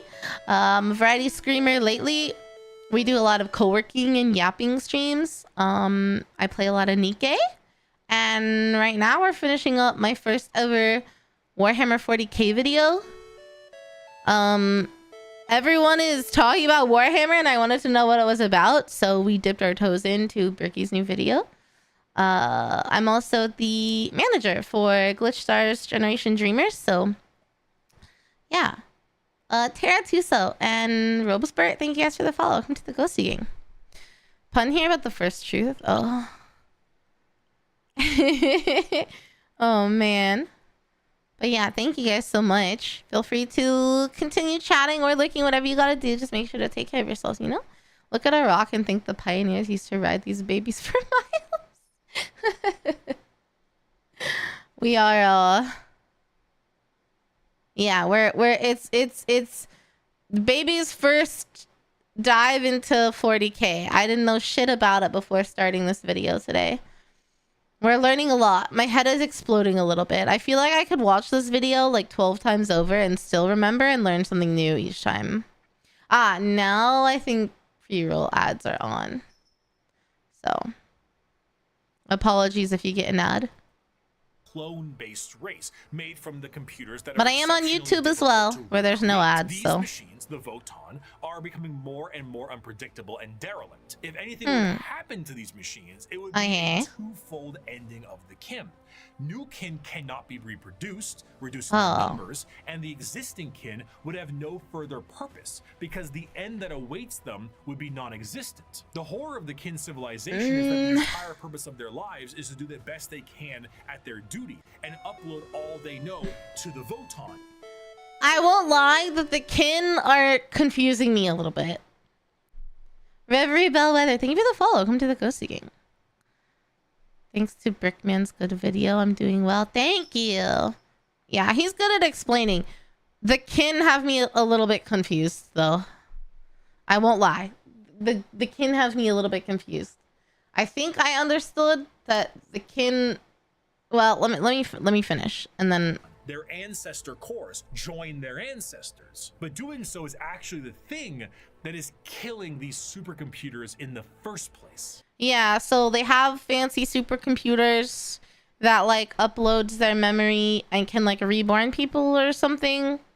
And they went to this place to like harvest the material, and they have AI and shit. But when they upload the memory of kin, it's like corrupted their supercomputers, which runs their brains, so they're like all a little fucky wucky in the head or something. Is that about right? Please correct me. They're corpo space dwarves that are unintentionally killing their whole purpose of living. So, but how are... I get the unintentional killing is because they keep uploading the data, and so it's like too much. They need some more RAM. they need a new SSD? Question mark. The ancestors were dead, but through the first truths their legacy continued. And though their eyes had shut long ago, indeed the ancestors were watching.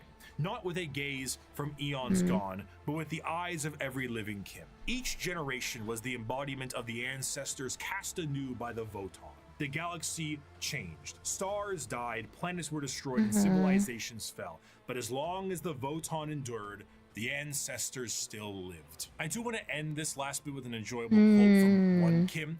As you may have assumed, the Leagues of Votann are space dwarves with a corporate sci-fi motif, but they are still very much dwarves. They're squat, they're strong as hell, and they hold serious grudges. This time it's just more about your contracts than anything else. And so because of this, they might treat most things about how you would expect a capitalistic dwarf would treat things. You misunderstand, human. I am not here to debate. I am not here to compromise. What you see as yours, I am taking for my kindred. You want to bargain? Torek, unholster our means of negotiation. As the Great Crusade continued, humanity would find their missing Primarchs, reestablish the locations of all of their various worlds, and finally reclaim what the Emperor was always hoping for. But eventually, all the Emperor sought to build would be his undoing. His original attempt to have all of the Primarchs lead his great armies and usher humanity into the better ages would end up crumbling down. And we will learn about how the Imperium backslides and the horror of the modern day of 40k in part 2. I will see you the cliffhanger. Thank you so much for watching. The cliffhanger. I wonder when he'll make 42 part 2.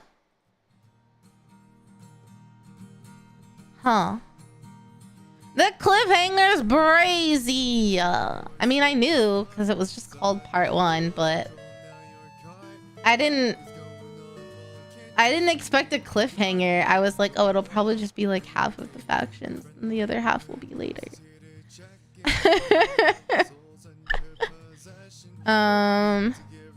They need some milk. They're not fully fleshed out yet. Okay, so are they like one of the newest? They have 1 book, and that's very recent. Rock and Stone. I reached the end, Rico. Thank you so much for the resub for 50 months. Okay, Didi, welcome back home. Thank you. Yeah, his that's the first time I've ever watched a Bricky video. Obviously he comes really highly recommended. I think like every VTuber and every VTuber's friend is watching his videos right now.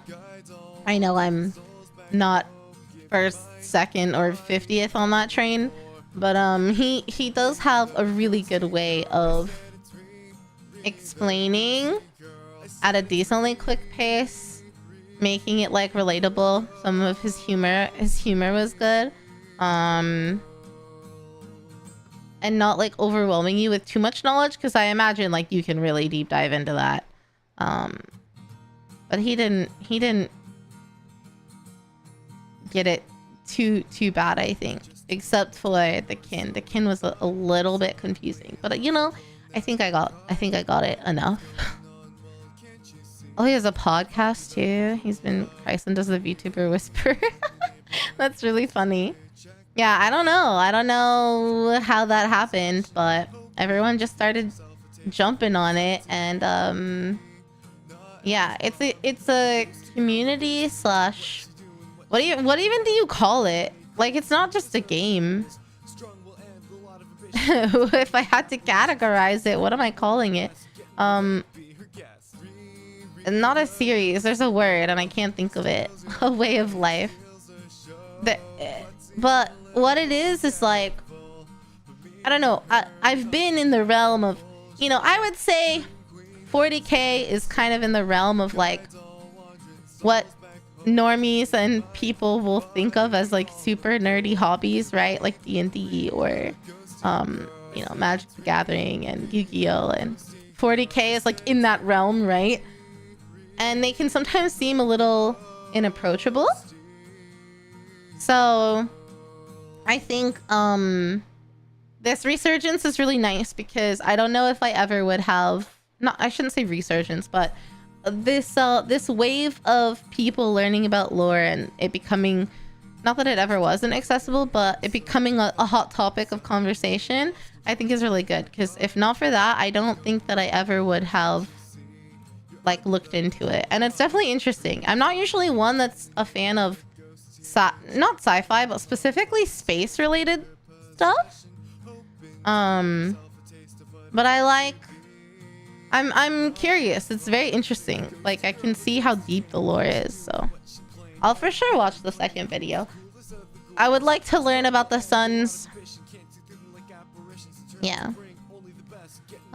Excellent reviewer. Oh, I see. Look at the miniatures. I think I'll do something like that next time. It's already 8:40. So I've gotta pretty much get a move on here. I'm just like trying to find someone for us to raid on Twitch. I don't think I can raid. Actually, I think I can raid on YouTube now because I finally hit 1,000 subs, but I don't know how to do it. So I'll figure it out for next time, since most people will stream now. That way I can like raid, you know, the same people on YouTube and on Twitch, right?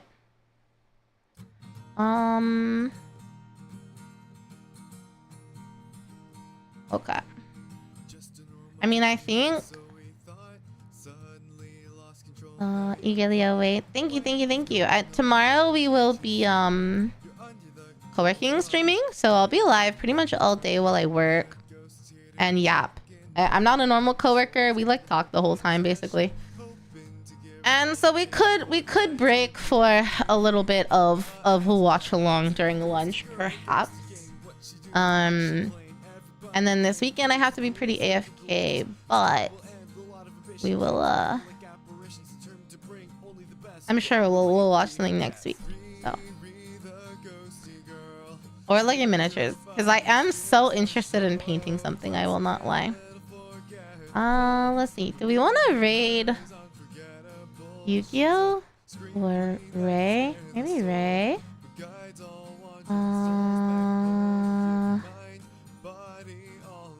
Yeah, maybe Ray. Let's raid Ray. I don't think I've raided Ray in a while. She's playing a horror game called Iron Lung. I've never heard of it, but Ray is really cool. Yeah. We'll be live all day tomorrow, hanging out, yapping, co-working. So please come hang out with me tomorrow. Or lurk or work alongside me. I really appreciate it either way. Otherwise, guys, I hope you have a good night or day wherever you are. Please take care of yourself. Drink plenty of water. I've got new outfit design up on Twitter. At least one of the two. Little sneak peek of the model head. And yeah, have a good night, guys. Make the rest of your day very gay. Oyasumi matane. Bye, guys. Wah! Hoping to give herself a taste of what it's like to be not as clumsy. The ghosty girl who goes to game. What she doing, what she playing. Everybody playing cool. It's the coolest of the ghouls. Strong will end a lot of ambition. Can't see through them like apparitions. Determined to bring only the best. Get in the way, be her guest. Riri, the ghosty girl, steals your body, steals the show. Klutzy and a little